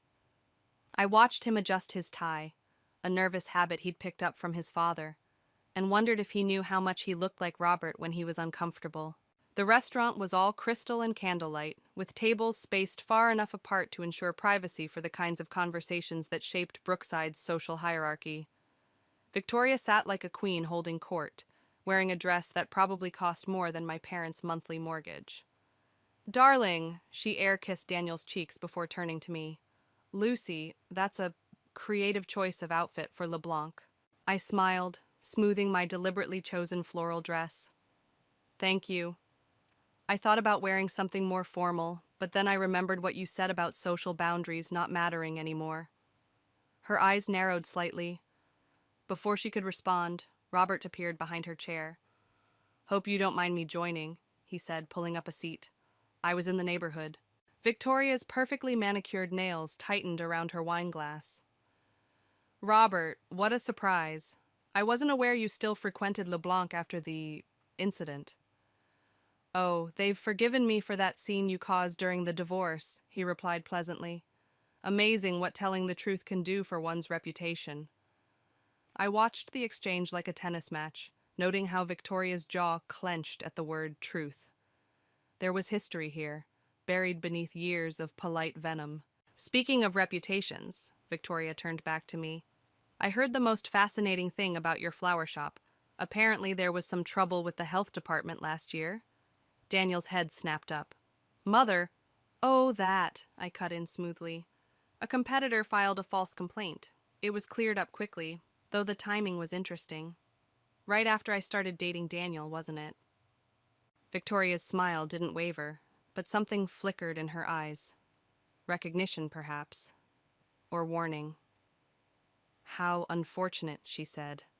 "One can never be too careful with these things. Reputation is everything in Brookside. Wouldn't you agree, Robert?" "Depends on whose version of the truth you're believing," he replied, and I noticed how Victoria's hand trembled slightly as she reached for her wine. The rest of dinner was a masterclass in subtle warfare. Every compliment Victoria gave carried a hidden barb, every question concealed an accusation. But it was what happened as we were leaving that truly opened my eyes. "Marcus asked about you," Robert said quietly to Victoria as we gathered our coats. "He's doing better in rehab this time." Victoria's composure cracked for just a moment. "I told you never to mention his name to me. He's still your son." "He's nothing to me," she hissed, then quickly smoothed her expression as other diners glanced our way. "Daniel, darling, don't forget about the charity gala next week. Lucy, do try to wear something appropriate." As we walked to our car, I caught Robert watching Victoria's retreating figure with a mixture of pity and disgust. "Who's Marcus?" I asked. Robert turned to me, considering. "Victoria's greatest failure, and maybe your greatest advantage, if you're planning what I think you're planning." "I don't know what you mean." He smiled sadly. "Yes, you do. Just remember, Victoria didn't become who she is overnight, and neither will you if you're not careful." That night, lying beside Daniel in our new bed, I opened my laptop and searched for information about Marcus. What I found made my breath catch. Newspaper articles about overdoses, rehab stays, and a mother who'd publicly disowned her oldest son to protect her social standing. I thought about Victoria's trembling hand at dinner, the crack in her armor at the mention of Marcus's name. For the first time, I saw her clearly, not just as my enemy, but as someone who'd sacrificed everything, even her own child, at the altar of reputation, and I knew exactly where to aim my first real blow. Finding Marcus wasn't difficult. The rehab center sat on the outskirts of Brookside, hidden behind manicured hedges and discreet security. What surprised me was how easily he agreed to meet. "You're braver than I expected," Marcus said, studying me across the visitor room table. He had Victoria's sharp features, but Robert's kind eyes. Most people in this family prefer pretending I don't exist. I'm not most people in this family. No, he smiled faintly. You're the florist who married my brother and pissed off our mother. I've been following the drama from afar. I placed the envelope I'd brought on the table. These are from your father. Letters Victoria intercepted. He's been writing to you for years. His hands trembled as he opened the envelope. The silence stretched as he read, his face growing paler with each page. She told me he never responded to my calls, Marcus finally said, his voice rough, that he'd washed his hands of me after the overdose. Victoria tells a lot of stories. Why are you showing me this now? I considered my words carefully, because I need to understand who I'm dealing with, and because you deserve to know the truth. Marcus leaned back, something shifting in his expression. Ah, so that's what this is. You're looking for ammunition, aren't you? I used to be. Then I realized hating Victoria was just another kind of addiction. He tapped the letters. But these change things. Before I could respond, a commotion erupted in the hallway. Victoria burst through the door, her usual composure fractured by rage. What do you think you're doing? She hissed at me, then turned to Marcus. And you, how dare you speak to her? Hello, Mother, Marcus said quietly. We were just discussing family history. Want to join us? Victoria's face went white as she spotted the letters. Where did you get those? Your old study, I answered. The false bottom in the desk drawer. Robert told me where to look. You had no right. Like you had no right to keep a father from his son? I stood, feeling strangely calm. Or to tell Daniel that Marcus stole from the family trust when it was you who... Enough!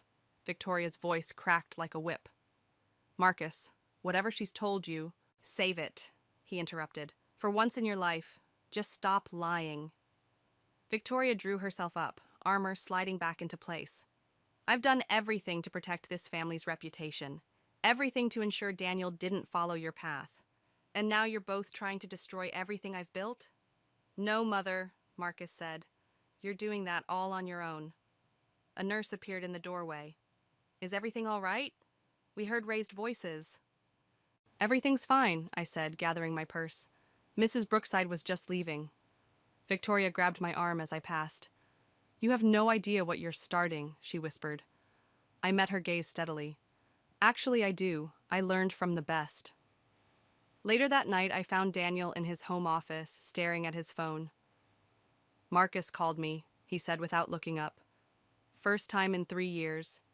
He told me about the letters, about what Mother did. I waited, heart pounding. Why didn't you tell me what you were planning? Would you have tried to stop me? He finally looked at me, and I saw the conflict in his eyes. I don't know, but I deserve to know the truth about my brother. Like I deserved a mother-in-law who didn't try to destroy me at my own wedding? Daniel flinched. Lucy, your mother's been playing this game for decades, Daniel. Manipulating, lying, destroying anyone who threatens her control. I'm just learning the rules. And what happens when you become as good at it as she is? The question hit harder than I expected. I thought about Marcus's words about hatred being another kind of addiction. My phone buzzed, a message from Robert. Victoria's calling an emergency family meeting tomorrow. She's bringing lawyers. I showed Daniel the message. His jaw tightened. Whatever happens tomorrow, I said, I need to know where you stand. He was quiet for a long moment. I stand with the truth, he finally said, whatever that turns out to be. I nodded and left him there, wondering if he realized that in this family, truth was just another weapon in the arsenal, and I was finally learning how to use it. Victoria's lawyers arrived precisely at 9, their leather briefcases matching the mahogany conference table in Robert's study. I counted 4 of them, each wearing expressions that suggested they charged by the micro-expression.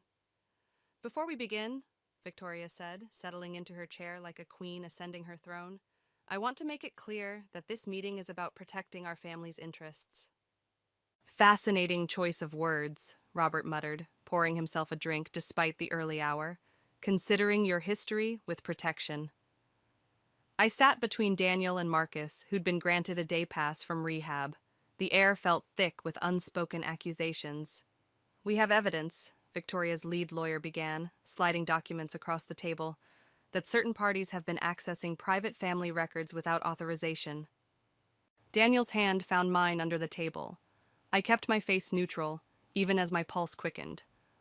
"Additionally," the lawyer continued, "there are concerns about potential breaches of confidentiality agreements regarding Marcus's previous situations." "You mean my overdoses," Marcus said flatly. "The ones Mother paid to keep out of the papers while telling everyone I was at boarding school?" Victoria's perfectly painted lips tightened. "We're trying to prevent further damage to this family's reputation." "No," I heard myself say. "You're trying to prevent damage to your reputation." The lawyer cleared his throat. "Mrs. Brookside, we should discuss the terms of the proposed agreement." "What agreement?" Daniel interrupted.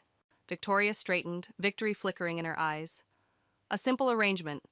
Lucy signs a non-disclosure agreement, agrees to certain social parameters, and in exchange, receives a generous settlement." "You're trying to buy me off?" "I'm trying to maintain order," Victoria snapped, "before your little vendetta destroys everything I've built." Robert laughed, a harsh sound. "Everything you've built? Tell them about Charles Joyce, Victoria. Tell them how you really secured the funding for Daniel's company." The temperature in the room seemed to drop. Victoria's face went pale. "That's not relevant. Charles Joyce," Robert continued, ignoring her, "was my best friend and business partner.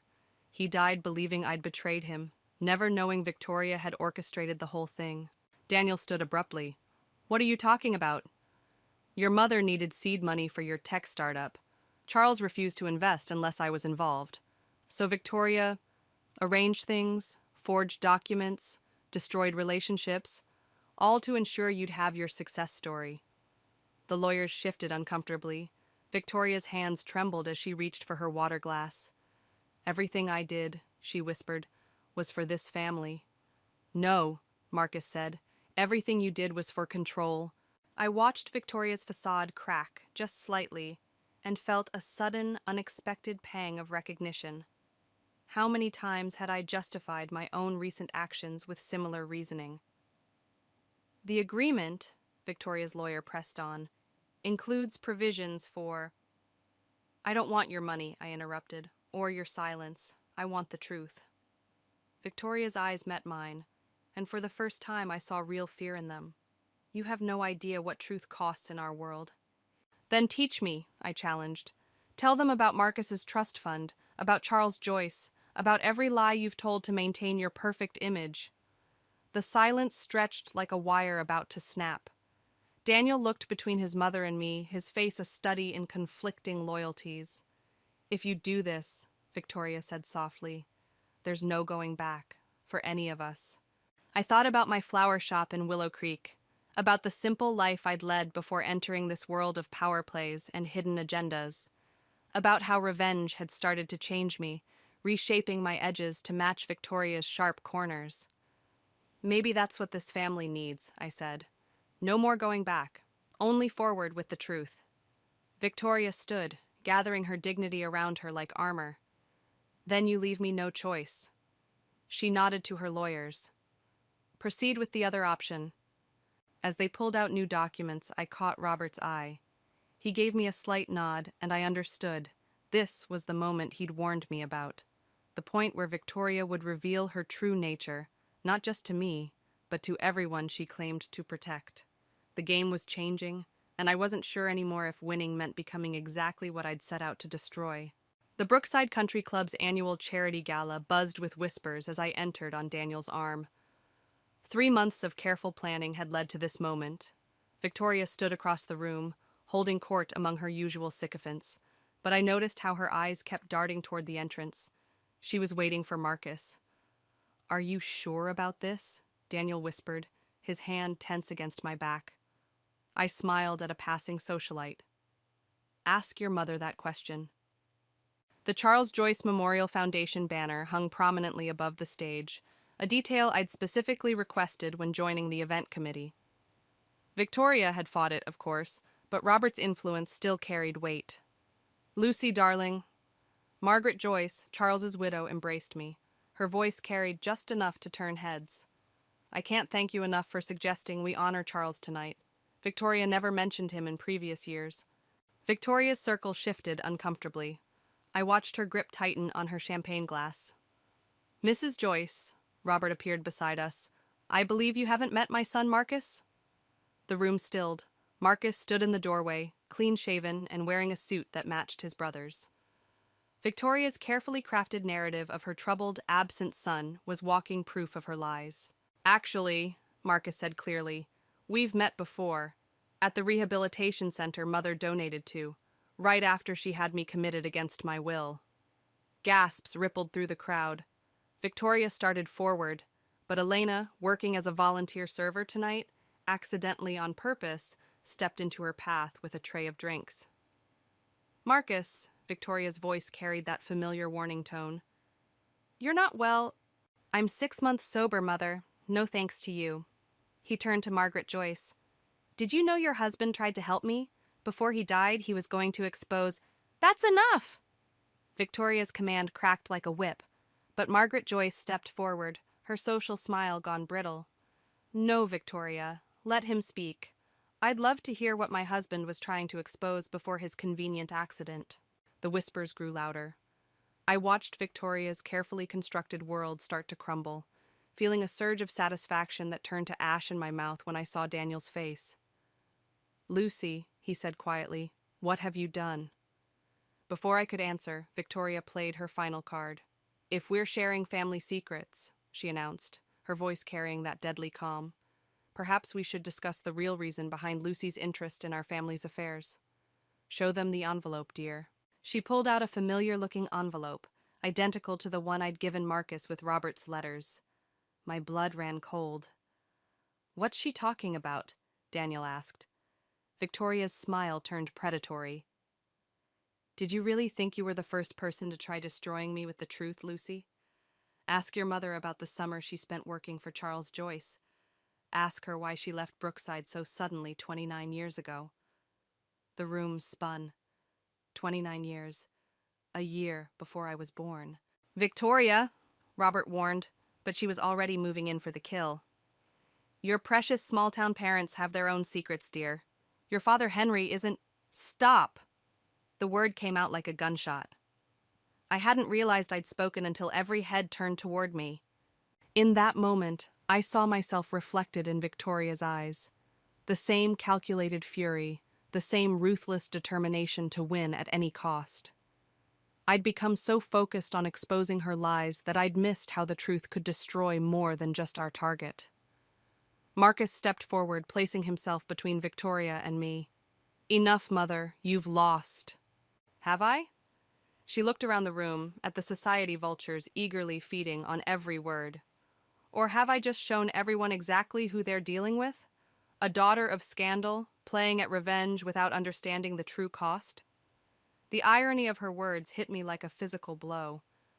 I'd started this to expose Victoria's manipulation of truth, only to discover I was part of a bigger lie I'd never suspected. Daniel touched my arm, his expression unreadable. "We need to talk." "Yes," I said, finally understanding what Robert had tried to warn me about. "We all do." The storm I'd gathered was breaking, but I wasn't sure anymore who would be left standing when it cleared. Victoria might be exposed, but her last revelation had ensured mutual destruction. I'd wanted justice. Instead, I'd opened a door that couldn't be closed, and behind it lay truths that threatened to destroy not just Victoria's carefully constructed world, but my own foundations as well. The truth hit like shattered glass, each piece reflecting a different lie. My parents sat across from me in our living room, their familiar faces suddenly strange. Daniel stood by the window, as far from everyone as the room would allow. "We were going to tell you," Mom said, her hands twisting in her lap, "when the time was right." 28 years wasn't enough time? My voice sounded foreign, like it belonged to someone else. Dad, Henry, the man who'd taught me to ride a bike and build birdhouses, who'd walked me down the aisle, looked at me with eyes full of love and fear. "Lucy, you're my daughter, Biology doesn't change that. No, I said. Victoria's revelation at the gala changed that. The doorbell rang. Daniel answered it, letting in Robert and Marcus. Victoria swept in behind them, uninvited but inevitable, like a storm cloud following the wind. Well, she said, surveying our little family tragedy, shall we discuss Charles Joyce? Victoria, Mom started, but Victoria cut her off. Tell them, Martha. Tell them how you worked as Charles's assistant that summer, how you fell in love with him, how you disappeared when his wife found out, carrying a secret that would destroy multiple families. I stood up, my legs unsteady. Stop. But isn't this what you wanted? Victoria's voice dripped false concern. The truth, no matter the cost? Charles Joyce was your father, Lucy. The man whose death I supposedly orchestrated, the very weapon you tried to use against me, was your biological father. Daniel made a sound like he'd been hit. The implications crashed through the room. I'd unknowingly married my half-brother's half-brother. The family I'd tried to destroy was, by blood, partially my own. You knew, I said to Victoria. All this time, you knew. Of course I knew. I know everything that threatens my family, including naive little florists with revenge fantasies. That's enough, Robert stepped forward. Victoria, you've made your point. Have I? She turned to Daniel. Your wife orchestrated tonight's public humiliation of our family. She conspired with Marcus, turned you against me, all while hiding her own connection to the Joyce scandal. I didn't know, I whispered, but the words felt hollow. The board members who witnessed tonight's spectacle are questioning your judgment, Daniel. Your company's stock will reflect that tomorrow. Everything you've built, everything your father and I sacrificed for, tainted by association. Daniel wouldn't look at me. The distance between us felt infinite. Lucy? Mom reached for me, but I stepped back. Don't. The room was spinning. I can't. I fled to the garden, the one place that still made sense. But even here, among my carefully tended flowers, Victoria's victory followed. You understand now, don't you? She'd followed me out. How truth is just another weapon, and weapons don't care who they hurt. I turned to face her, really seeing her for the first time. Did you kill him, Charles Joyce? Does it matter? The man you tried to avenge was just as flawed as the woman you tried to destroy. She stepped closer. We're more alike than you think, Lucy. Both willing to burn down everything for what we believe is right. I'm nothing like you. No? She gestured toward the house. Look what your quest for justice has achieved. Your marriage, your family, your identity, all sacrificed on the altar of revenge. Just like I sacrificed everything to protect what I built. The worst part was, she was right. I'd become so focused on exposing her lies that I'd ignored the cost to everyone else. Daniel's company, Marcus's recovery, my parents' marriage. I'd risked it all for revenge. Victoria moved to leave, then paused. There's still a way to salvage this. Sign the papers my lawyers prepared. Agree to a quiet divorce. Take the settlement. Disappear back to your small town. Let your husband and his company recover from this scandal. And if I don't? Then I'll make sure everyone knows the full story. Every detail about Charles Joyce, your mother's affair, the questionable legitimacy of your marriage. I'll burn down everything you love, just like you tried to burn down everything I built. She left me there, among the flowers that no longer brought comfort. Inside, I could see Daniel talking with his lawyer, Mom crying in Dad's arms, Marcus watching it all with haunted eyes. I'd wanted to expose Victoria's true nature. Instead, I'd become a reflection of it, destroying the very things I'd sought to protect.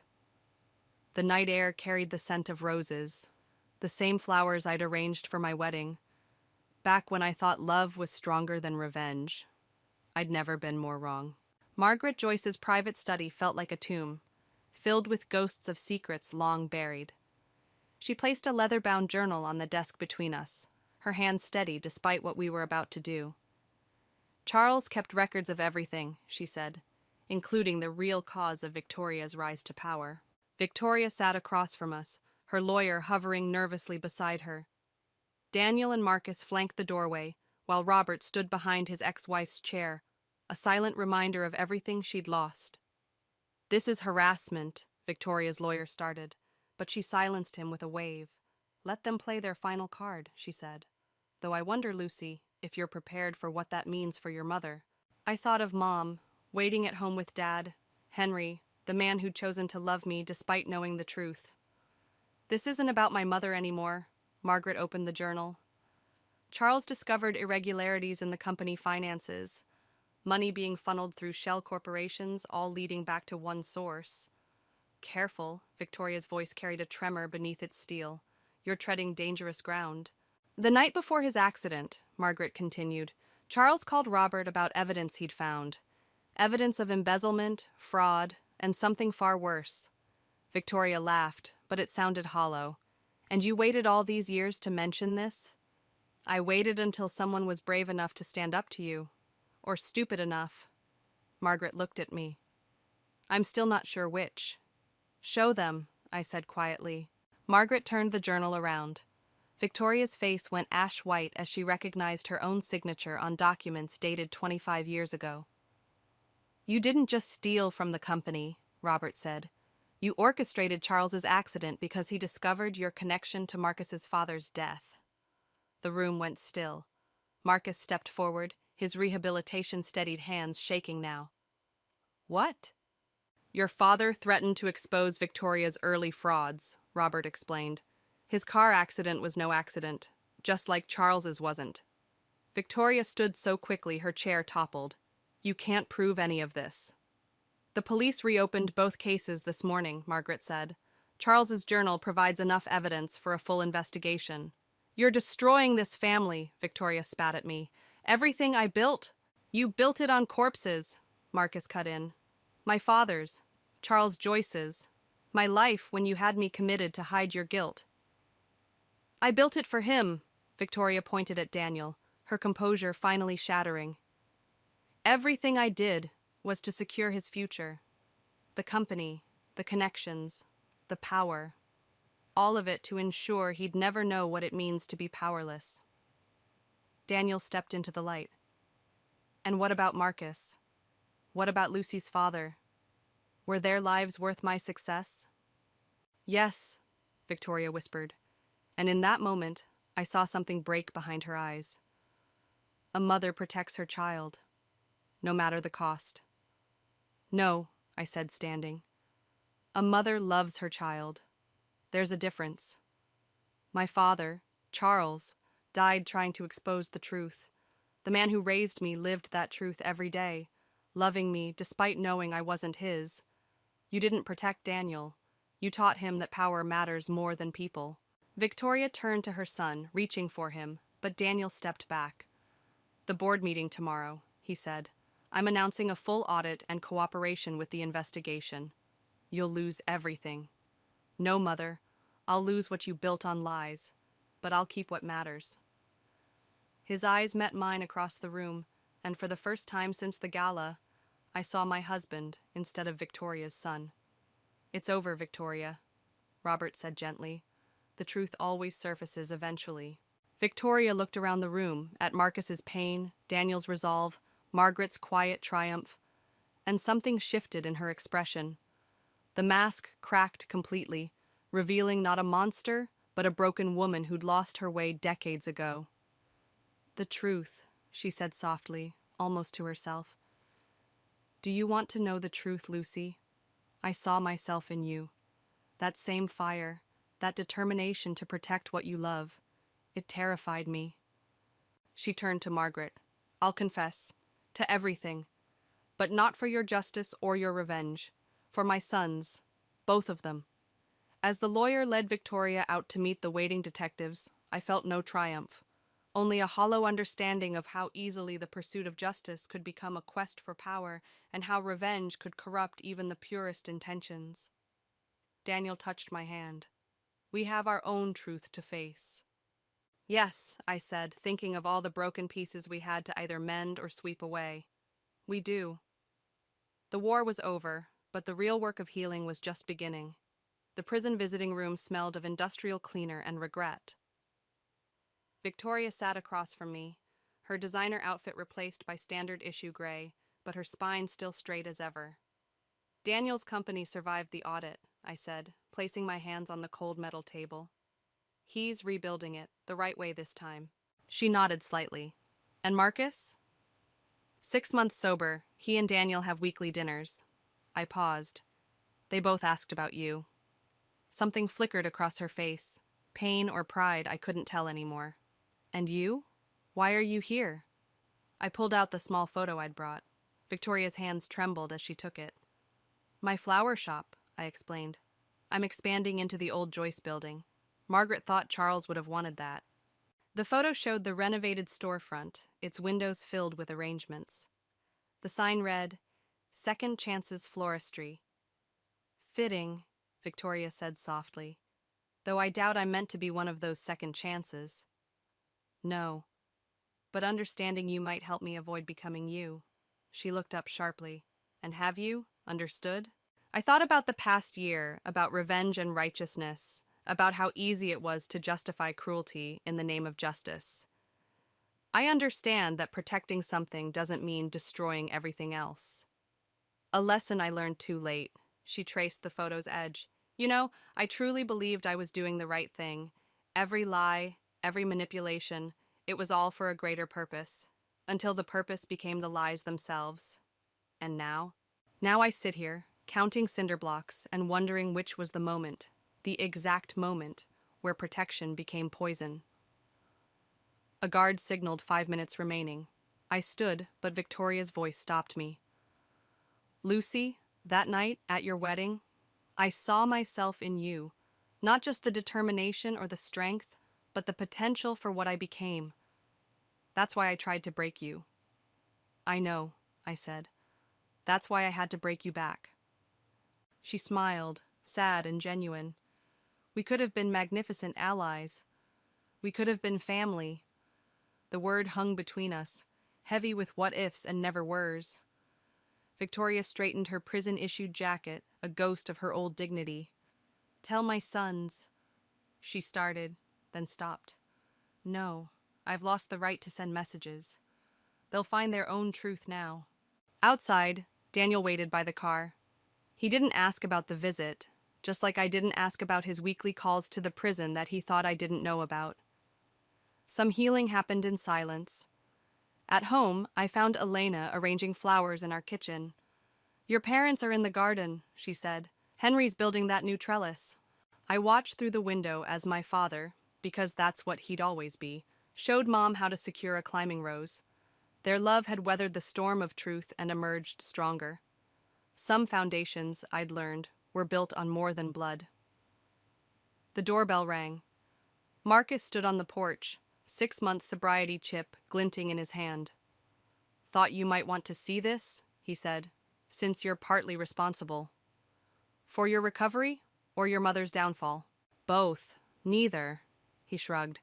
For showing me there's a difference between justice and vengeance, though I'm still figuring out where that line is.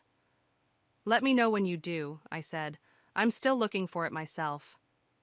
That evening, as Daniel and I walked through our garden, I stopped at the rose bushes I'd planted after Victoria's arrest. White blooms tinged with crimson at their hearts. Beautiful, complicated things that thrived in the aftermath of destruction. Sometimes I wonder, Daniel said, touching a petal, if we're just echoes of our parents' choices. No, I replied.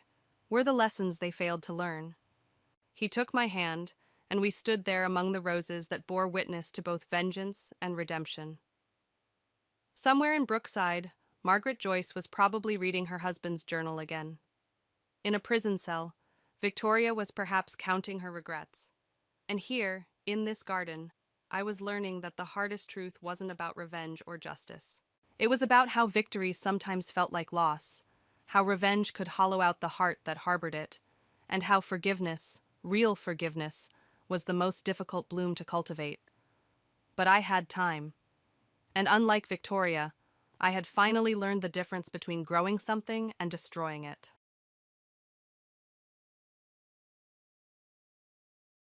$72 million is remarkable for someone your age. Miss Bennet." Those were the exact words Attorney Wells said, and I remember them clearly because of what followed: the silence. It was not the normal kind of silence you get when people are thinking. This was different. It was heavy, like the air itself had stopped moving. We were all sitting in my grandfather's old house, the one he had owned for decades. It stood quietly in the countryside, far from the busy cities of Europe and America that my family loved so much. The house had tall windows, long curtains, and walls filled with portraits of people who had built our name. Every year, we gathered there for one reason: family. Or at least, that's what they called it. My mother, Eleanor Bennet, turned her head slowly toward me. I could hear the faint sound of her pearl necklace shifting as she moved. My father, Richard Bennet, froze with his champagne glass halfway to his lips, as if even he wasn't sure what he had just heard. My sister, Clara, dropped her fork onto her plate, the sound sharp in the quiet room. And Aunt Margaret let out a soft gasp that she didn't even try to hide. But me? I didn't move at all. I simply sat there, looking straight ahead, as if nothing had changed. Because, in truth, nothing had. Not for me. What surprised me wasn't the number. It wasn't even the reaction of my family. What surprised me was that the moment had finally arrived. For 3 years, I had been waiting for something like this, though I never expected it to happen in such a public way. I slowly turned my eyes toward the head of the table, where my grandfather, Edward Bennet, was sitting. His hands rested calmly on the polished wood, and his expression was as steady as ever. When our eyes met, he gave me a small, knowing smile. That was when I understood. This wasn't an accident. This wasn't a mistake. He had planned this. Every second of it. And as I looked around the room, at the same people who had spent years overlooking me, I realized something else too. None of them knew the truth. Not really. Not yet. And before I could say a single word, I knew one thing for certain. This dinner was no longer just a family gathering. It had become something else entirely. If you had asked my family about me 3 years ago, they would have all said the same thing in different ways. She's quiet. She keeps to herself. She'll figure something out eventually. None of them meant it in a cruel way. That's the strange part. They simply didn't see me as important enough to think deeply about. I was there, but I didn't matter in the way Clara did, or in the way my father's business partners did, or even in the way my aunt's opinions somehow always filled a room. And for a long time, I let them believe that. Back then, we were living in one of our houses in London. It was large, like all Bennet homes, but it never felt warm. My parents were always traveling between cities in Europe and America, attending meetings, signing deals, and making sure the Bennet name stayed strong. Clara was busy living the life everyone expected her to live: dinners, parties, laughter that carried through halls filled with expensive decorations. And me? I stayed in my room. At least, that's what they thought. What they didn't know was that my room had become something else entirely. It wasn't just a place to sleep. It was where everything began.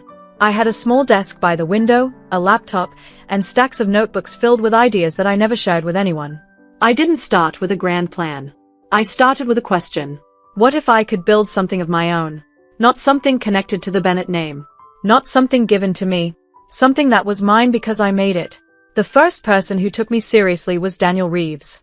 I met him through a small online discussion about business ideas. He didn't know who I was, and I didn't tell him. To him, I was just Olivia. That was enough. Daniel had a way of understanding numbers that I had never seen before. He could look at a simple idea and tell you exactly how it could grow, or why it would fail. When I shared my early thoughts with him, I expected him to dismiss them the way my family would have. Instead, he said, "This could work." That was the first time anyone had said that to me. Not long after, I met Sophia Clark. She was different from both of us. Where Daniel focused on logic, Sophia saw people. She understood how to take something simple and make others believe in it. She knew how to turn an idea into something real. The three of us were very different, but somehow, it worked. We started small, with only a few $1,000s that I had saved over time. It wasn't much, especially compared to what my family was used to. But to me, it felt like everything. Those early days were not easy. There were nights when nothing made sense, when numbers didn't add up, when decisions felt too big for someone like me. I remember sitting at my desk long after midnight, staring at my screen, wondering if I was making a mistake. But every time I thought about stopping, I remembered something. If I quit, I would go back to being invisible. And that was something I refused to accept. So I kept going. Daniel worked tirelessly, checking every detail, making sure we didn't make careless mistakes. Sophia reached out to people, building connections in ways I never could have done on my own. And I held it all together. I made the decisions when things felt uncertain. I took responsibility when something went wrong. And slowly, piece by piece, we built something that started to grow. By the end of the first year, we had turned our small beginning into something real. We weren't just experimenting anymore. We were succeeding. The numbers were no longer small.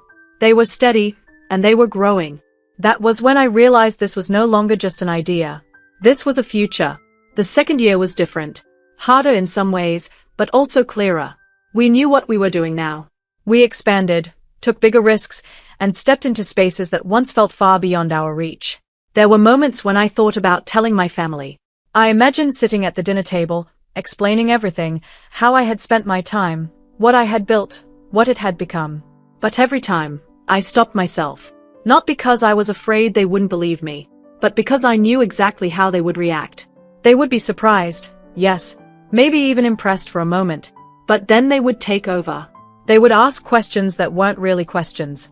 They would try to guide it, shape it, control it, and it would stop being mine. So I stayed quiet. By the third year, everything had changed. The numbers that once felt impossible had become real. 1 million turned into 10. 10 turned into more. Each step forward felt less like luck and more like proof. Proof that I had been right to trust myself. Proof that being overlooked had given me something powerful, the freedom to build without interference. The only person who knew the truth was my grandfather. I still remember the day I told him.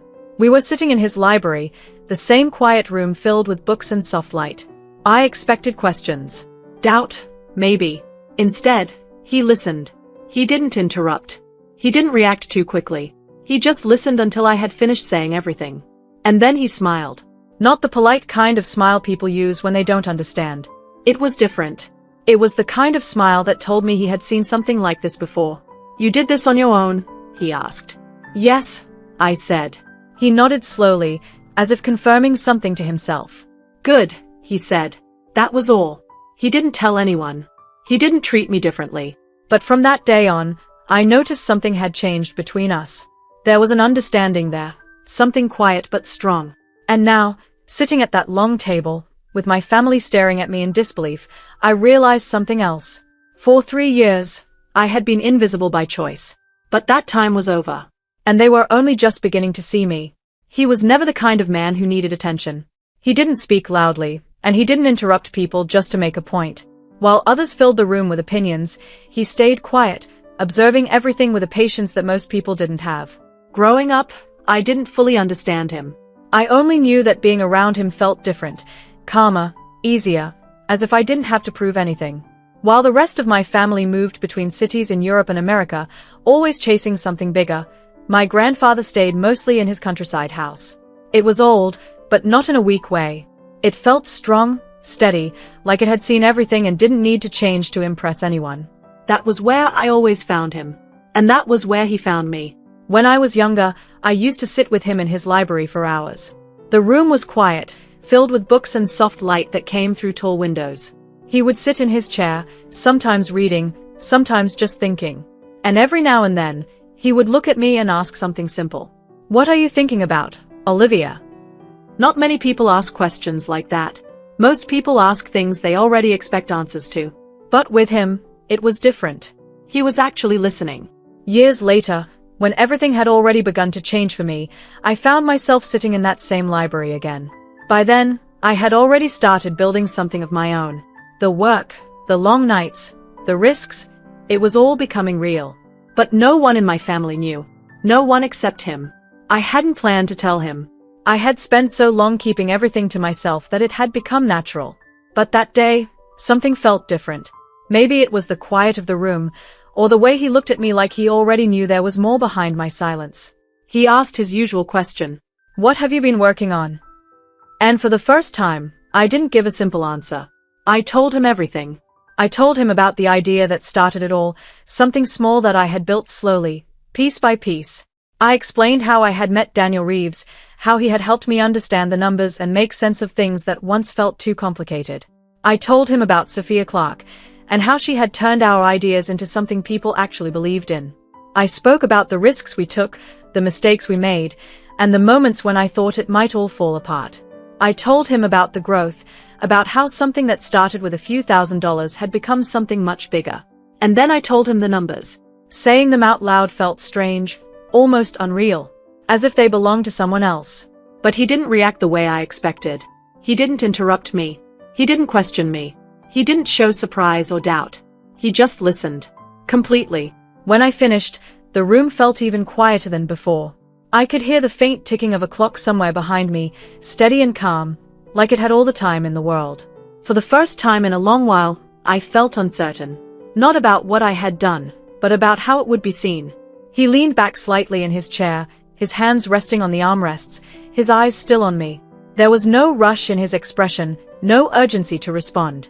It was as if he was taking a moment to place everything I had said into its proper space. "You built this yourself?" he asked. His voice was calm, but there was something behind it, something serious. "Yes," I replied. "And no one else in the family knows." I shook my head. Another pause followed, longer this time, but it didn't feel uncomfortable. It felt thoughtful. Then, slowly, he nodded. "Good," he said. Just one word. But it carried more meaning than anything else he could have said. I frowned slightly, unsure if I had heard him correctly. "Good." A small smile appeared on his face, not wide or dramatic, just enough to show that he understood something I didn't yet. "You built something without noise," he said. "Without interference. That is rare." I didn't respond immediately. To me, it had never felt like a choice. It had simply been the only way I knew how to do it. But to him, it meant something more. He leaned forward slightly, his expression growing more focused. "Most people," he continued, "build things while being watched. They are guided, corrected, sometimes even controlled. They succeed, but they never fully own what they create." His eyes met mine. "You did this alone. That makes it yours in a way they will never understand." I felt something shift inside me as he said that. Not pride exactly, but something quieter, something steadier. Then he said something I didn't expect. "Don't tell them yet." I blinked, surprised. "Why not?" He studied me for a moment before answering, as if he wanted to be sure I would understand. "Because right now," he said, "they see you clearly." I didn't follow. "Clearly?" "Yes," he said. "Not as success. Not as money. Just as you." I thought about that. About the way my family treated me. The way they overlooked me, dismissed me, assumed I would find my place eventually but never expected much. "They underestimate you," he went on. "And that is not always a weakness. Sometimes, it is an advantage." I stayed quiet, listening. "It gives you freedom," he said. "Freedom to make mistakes without judgment. Freedom to grow without pressure. Freedom to build something that is truly yours." I looked down at my hands, thinking about the past months, the quiet work, the absence of questions, the space I had to figure things out on my own. He was right. "They won't see it coming," he added softly. There was no excitement in his voice, no sense of revenge. Just calm certainty. From that day on, we didn't speak about it often. We didn't need to. There was an understanding between us that didn't require constant words. Sometimes, he would ask small questions, just enough to know things were moving forward. And I would answer simply. Nothing more, nothing less. He never tried to interfere. Never offered to step in or take control. He just watched. And waited. Now, standing in that dining room, with my family finally hearing the truth, I understood what he had been waiting for all along. Not just for the moment of surprise, but for the moment of realization. As I glanced toward him, I saw that same calm expression on his face. But this time, there was something else there too. Satisfaction. Not because of the money, but because everything had unfolded exactly as he knew it would. And because, at last, the rest of them were beginning to see what he had seen in me all along. After Attorney Wells spoke, the silence in the room did not break right away. It stayed there, heavy and unmoving, as if no one knew how to step past it without saying the wrong thing. I sat still in my chair, my hands resting lightly on the table, watching them all as they tried to understand what they had just heard. For years, I had been invisible to them in the ways that mattered. And now, suddenly, I wasn't. My father, Richard Bennett, was the first to move. He slowly set his champagne glass down on the table, the soft clink of glass against wood echoing more than it should have in the quiet room. "Is this true?" he asked. His voice was steady, but I could hear something beneath it, uncertainty, maybe even disbelief. I turned my head slightly toward him and nodded. "Yes." That was all I said. No long explanation. No attempt to soften it. Across from me, Clara stared as if she was trying to match this version of me with the one she thought she knew. "Since when?" she asked. Her voice was quieter than usual, almost careful. 3 years, I replied. The words seemed to settle into the room slowly, like dust in sunlight. 3 years. Long enough for everything to change without them noticing. Aunt Margaret let out a short, uneasy laugh. "That's not possible," she said. "You must have had help." "I did," I answered calmly. "From people who believed in me." She didn't respond to that. None of them did. Because that was the part they couldn't argue with. For a moment, no one spoke again. I could see the questions forming in their expressions, the quiet realization that there was an entire part of my life they had never seen, never even suspected. Then my grandfather, Edward Bennett, stood up. The movement was slow, but it changed the room instantly. Everyone turned toward him, not because he demanded attention, but because he had always had it without asking. "I told you all," he said, his voice calm but clear. "You were too busy looking at what was loud to notice what was quiet." No one interrupted him. No one disagreed. Because deep down, they knew he was right. My mother, Eleanor Bennett, looked at me again, but this time her expression had changed. It was no longer just shock. There was something else there, something more thoughtful, maybe even uncertain. As if she was seeing me for the first time. And maybe she was. I looked around the table slowly, meeting each of their eyes one by one. These were the same people who had shaped my world for years, the same people whose opinions once felt so important. But now, something had shifted. Not in them. In me. "I didn't build this for you," I said quietly. "But I'm not hiding it anymore." My voice didn't shake. It didn't need to. Because I wasn't asking for their approval. I never had been. I pushed my chair back gently and stood up. The sound broke the stillness just enough to remind everyone that this moment was real, that it wasn't something they could ignore or explain away. No one tried to stop me. No one told me to sit back down. For once, they were all listening. I turned my head slightly toward my grandfather. He was already looking at me, his expression steady, his eyes calm. And then, just like before, he smiled. But this time, it was different. Not the quiet smile of someone waiting for the right moment. This was the smile of someone who knew the moment had already arrived. And as I walked away from the table, I realized something I hadn't fully understood until then. For 3 years, I had been building something in silence. But this moment right here, was where everything truly began.